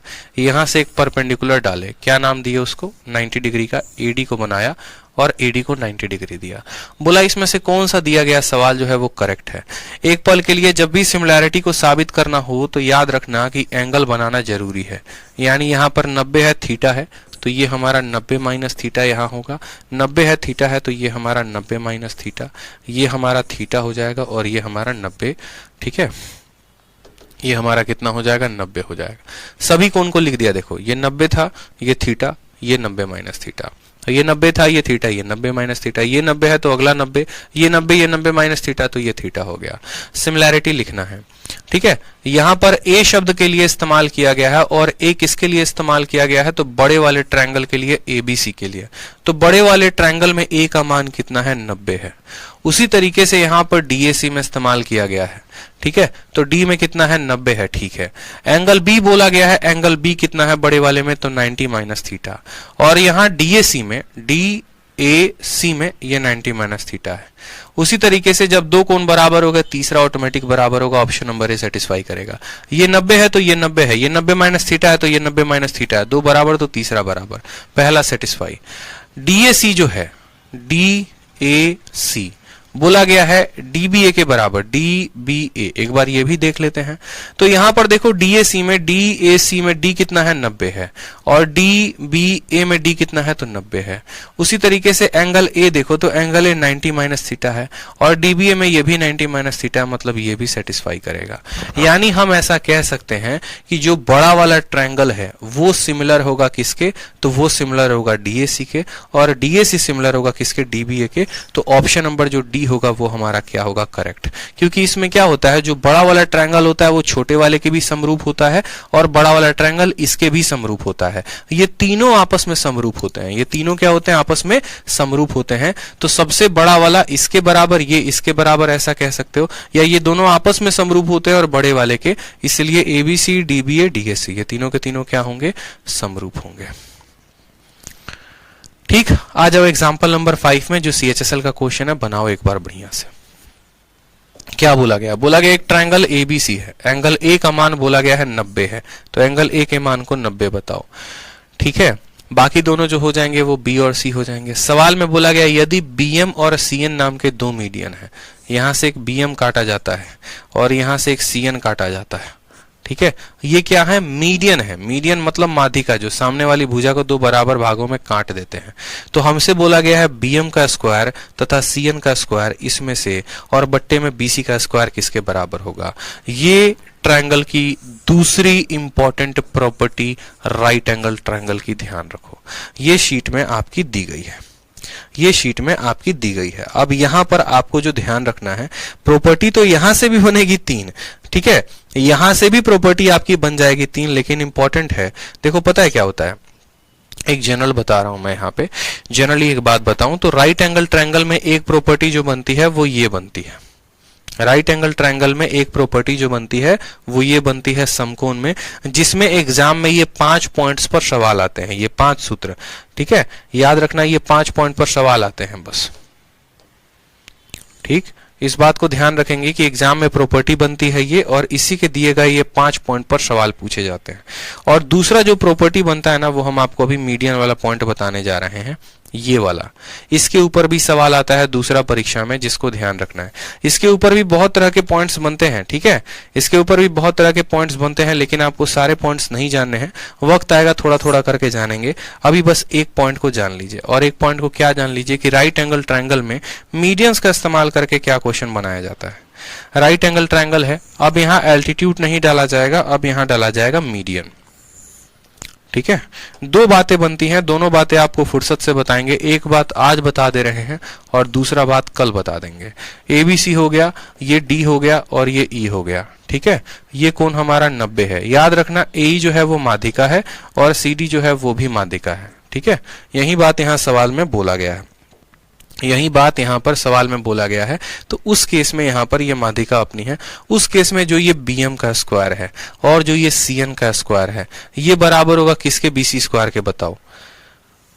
ठीक है, बिल्कुल, यहां पर एक इनका रिलेशन निकलता है। रिलेशन क्या निकलता है वो समझेंगे। पहली बात देखो, पहली बात यहां से रिलेशन निकालने का तरीका क्या होगा। तो रिलेशन निकालने का तरीका देखो, जैसे मानो सबसे पहले पाइथागोरस लगाओगे तो पाइथागोरस किस में लगाओगे? तो बोलोगे सर जो BC का स्क्वायर है, देखो सर BC का स्क्वायर जमा BD का स्क्वायर, BDC का स्क्वायर जमा BD का स्क्वायर बराबर होगा किसके? CD के स्क्वायर के। ये हो जाता है पहला पाइथागोरस, जो किस में लगाया? तो इसमें पाइथागोरस का फॉर्मूला लगाया कि बेस परपेंडिकुलर बराबर हाइपोटेनस। अब पर इसमें लगाओ पाइथागोरस। अब जब इसमें लगाओगे तो क्या होगा वो देखो। तो जब इसमें लगाओगे तो बोलोगे सर पॉइंट नंबर 2।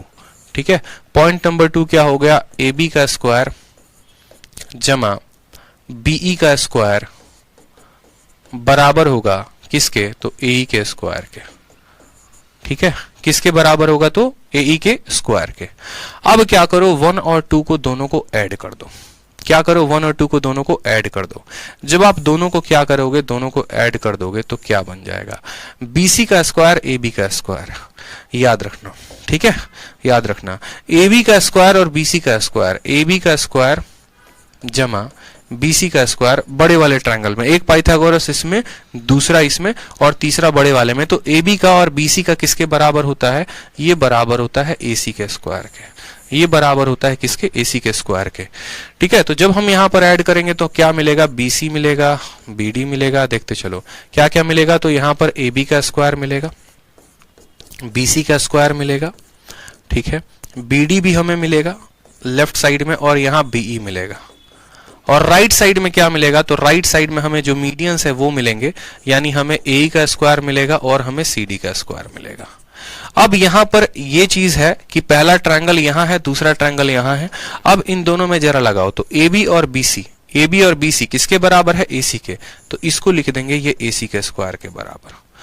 ठीक है, किसके बराबर? AC के स्क्वायर के बराबर। अब जो ये BD है, ये जो BD है, ये BD किसका आधा है? बताओ, ये BD जो है ये किसका आधा है? तो बोलोगे सर ये AB का आधा है। क्यों? क्योंकि D मीडियन है तो आधे में काटेगा। यानी BD को आप क्या लिख सकते हो? तो BD को लिख सकते हो BD AB का आधा है। यानी यहां पर BD के जगह पर हम इसको AB का आधा बना देंगे और फिर स्क्वायर लगाएंगे। जो आपने BE लिखा है वो किसका आधा है? तो बोलोगे सर ये BC का क्या है? तो ये BC का आधा है। बराबर होगा यहां पर AE का स्क्वायर जमा CD का स्क्वायर के। ठीक, उसी तरीके से फर्दर यहां पर AC का स्क्वायर देखो, इसको बोलोगे ये AB का स्क्वायर और बट्टे में कितना है? तो 4 है। इसको बोलोगे ये BC का स्क्वायर और बट्टे में कितना है? 4 है। AB का स्क्वायर बट्टे 4, BC का स्क्वायर बट्टे 4। क्या इसका 4 कॉमन लिया जा सकता है? तो बिल्कुल इसका 4 कॉमन लिया जा सकता है।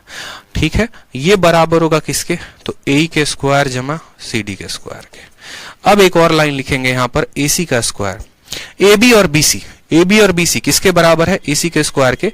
तो AB और BC को हम दे देंगे AC का स्क्वायर बट्टे में 4 बराबर होगा AE का स्क्वायर और बट्टे में CD के स्क्वायर के। जो लास्ट लाइन बनकर आएगा 4 एकम 4 और 1 5, तो यहां पर हम कहेंगे 5 टाइम्स ऑफ AC स्क्वायर। ठीक है, यहां पर क्या करेंगे? 4 एकम 4, 5 बटे 4, इसको लिख सकते हैं ना 5/4। ठीक है, 5/4 AC स्क्वायर बराबर AE square plus CD square. तो यहां पर जो बनता है वो ये बनता है कि AC के स्क्वायर का 5 गुना बराबर होता है 4 गुना किसके स्क्वायर के? तो AE square plus CD square के। ये पॉइंट हम लिख सकते हैं। ये पॉइंट जो है ये हमारा फाइनल कंक्लूजन आता है। फाइनल कंक्लूजन क्या आता है कि जो बाहर वाला है, ठीक है, जो ये बड़ा वाला है, इसके स्क्वायर का 5 गुना बराबर होता है AE और BD के स्क्वायर के 4 गुना के। या यहीं पर ये सवाल भी पूछ दिया जाता है, ठीक है, यहीं पर सवाल पूछ दिया जाता है कि हम अगर करते हैं मान लो AC का स्क्वायर, ठीक है, और यहां पर लिखते हैं यहां पर AE का स्क्वायर और जमा, ठीक है, किसका स्क्वायर, तो CD का स्क्वायर, तो इनका जो रेशियो होगा वो कितना होगा, AC स्क्वायर को AE और CD के साथ भाग करेंगे तो ये रेशियो हमेशा 4/5 होता है। आप ऐसे भी ध्यान रख सकते हो कि भैया यहां पर 2 संख्याएं हैं तो ये बड़ा होगा और ये एक संख्या है तो छोटा होगा, ठीक है। तो आपको पेपर में बस इतना पॉइंट ध्यान रखना होता है, और वो पॉइंट क्या होता है, वो पॉइंट बस ये होता है कि आपको राइट एंगल एक ट्रायंगल दे दिया जाता है और वहां पर कहा जाता है कि ये आपकी 2 माध्यिकाएं हैं, एक माध्यिका ये हो गई, दूसरी माध्यिका ये हो गई। इस माध्यिका में आपको ये बोला जाता है ये A है, ये B है, ये C है, ये D है और ये E है। यहाँ पर ये जो है मीडियन है, यहाँ पर ये मीडियन है। तो आप चाहो तो या तो इसको ऐसे ध्यान रख सकते हो कि हमको AC के स्क्वायर का 5 गुना, AC के स्क्वायर का 5 गुना बराबर होगा 4 गुना किसके, दोनों मीडियन के स्क्वायर के जोड़ के, यानी AD का स्क्वायर और जमा किसका, CE के स्क्वायर के। बस ये पॉइंट ध्यान रखो, बात खत्म, कि इसका 5 गुना इनके 4 गुने के बराबर है। ये सबसे बेस्ट पॉइंट होता है, ठीक है। अब आगे जब चलोगे ना माय डियर, तो आगे मेंस में एक और टफ क्वेश्चन यहां से बना दिया जाता है, और वो क्या किया जाता है, इसको जोड़ दिया जाता है, ये DE को जोड़ दिया जाता है। अब DE को जोड़ दिया जाएगा ना, तो समझना मेरी बात को, DE को जोड़ा जाएगा तो क्या होगा, DE को जोड़ने पे बड़ा खतरनाक रिलेशन बनता है। जैसे तुम्हारा D मिड पॉइंट है वैसे E मिड पॉइंट है, तो जो DE होगा वो किसका होगा, वो AC का आधा होगा, ठीक है। जो DE होगा वो किसका आधा होगा, AC का आधा होगा, ठीक। आपको पढ़ाया था ना राइट एंगल ट्रायंगल में, यहां पर एक बातें पढ़ाई थी, ये भी मिड पॉइंट है, ये भी मिड पॉइंट है, तो जोड़ा गया लाइन नीचे वाले का क्या होगा, आधा होगा, यानी DE जो होगा वो AC का क्या होगा, आधा होगा। यानी इसी रिलेशन में रिलेशन नंबर 2 हम बनाएंगे। कैसे बनाएंगे, तो बोलेंगे देखो 5 है, ठीक है, AC, इस AC के जगह पे ED का 2 गुना लिख सकते हैं, तो बोलोगे हाँ सर ये AC ED का 2 गुना है, और इसका स्क्वायर बराबर होगा किसके, 4 time of AD square plus CE का स्क्वायर के, ठीक। यहां पर 5 इंटू 2 का स्क्वायर होता है 4 इंटू ED का स्क्वायर बराबर होगा 4 इंटू AD का स्क्वायर प्लस CE के स्क्वायर के। अब यहां से ये 4 इस 4 को काट देगा, तो क्या बचेगा, जो बचेगा वही यहां पर लिखिए, बचेगा 5 इंटू ED, तो 5 इंटू ED बचेगा, और ये बराबर होगा किसके, तो बराबर होगा AD के स्क्वायर जमा CE के स्क्वायर के, ठीक है, CE के स्क्वायर के। क्लियर हो गया, समझ में आ गया बात। तो हमें यहां से सिर्फ 2 पॉइंट अपने लिए निकालना है। याद करो पीछे वाले से 5 पॉइंट निकाला था, इस वाले से 5 पॉइंट ध्यान रखने हैं राइट एंगल में, ये जो है ये पॉइंट ध्यान रखने हैं राइट एंगल से ये वाले, और इस वाले से हमें ये पॉइंट ध्यान रखने हैं। ये कौन कौन से पॉइंट है, तो यहां पर बस ये 2 पॉइंट दिए गए हैं, इसको मिटा दो, इसकी आवश्यकता नहीं है। पहला पॉइंट क्या है, बड़े वाले का 5 गुना छोटे वाले के स्क्वायर के 4 गुने के बराबर। लेकिन अगर ये बड़ा वाला ना दे के ये ED दे दे, ये आपको ED दे दे, तो इसका 5 गुना बराबर होगा सिर्फ AD का स्क्वायर जमा CE के स्क्वायर के। एक और प्रॉपर्टी है जो मैंने कहा था ना, प्रॉपर्टी नंबर 3, वो मैं आपको कल बताऊंगा।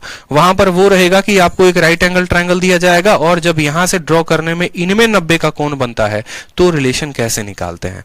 ये तीनों प्रॉपर्टी अगर साथ में पढ़ लिया, मेंसुरेशन में भी पढ़ाया जाता है, लेकिन यहां अगर पढ़ लिया तो मजा आ जाएगा, सारी बातें सीख जाओगे जो हम बताना चाहते हैं।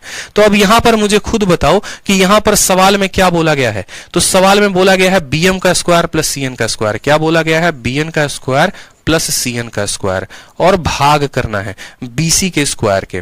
भाग करना है किसके, तो BC के स्क्वायर के, BC के स्क्वायर के। मैंने क्या कहा था, ये दोनों बड़े हैं तो इनके सामने 5 आएगा, और ये छोटा है तो इसके सामने 4 आएगा। 5/4 ऑप्शन नंबर जो C है वो क्या है, करेक्ट आंसर है। अभी यहां पढ़ा है ना, देखो यहां पर, ठीक है, कि बड़े वाले और बट्टे में छोटा वाला 5/4, क्या करेक्ट आंसर होगा, 5/4 होगा, ठीक है। चलो बाकी एक्यूट एंगल ट्रायंगल से कल की क्लास में शुरू करते हैं, न्यून कोण से। तो आज हमने क्या पढ़ा, आज हमने पढ़ा राइट एंगल ट्रायंगल। मजा आया, बताओ। सारे प्रॉपर्टी को समझना है, उसके साथ साथ सभी प्रीवियस ईयर्स को लगाना है, इस बात को समझो, ठीक है, नए पैटर्न पर कोई भी सवाल नहीं करा रहा है यूट्यूब पर या अपने पेड कोर्सेज में, सभी पुराने पुराने पुराने पुराने पैटर्न पे जा रहे हैं। और उस पुराने पैटर्न से यही नुकसान हो रहा है बच्चे का कि 2-2 5-5 हजार में कोर्स खरीद के भी बेचारा सीख के आ रहा है तो 2012 के सवाल, 2014 के सवाल, नए पैटर्न पर तो कोई बात ही नहीं करता, सिखाना तो दूर की बात है। तो कैसे बेचारा वो 1 साल 2 साल पढ़ने के बाद जाके बहुत बढ़िया स्कोर कर लेगा? करेगा नहीं करेगा। तो नया पैटर्न जितना पढ़ा रहा हूं उसको पूरा का पूरा सीखो, उस पे इंप्लीमेंटेशन करो, पूरा एक एक बात को जानो, ठीक है।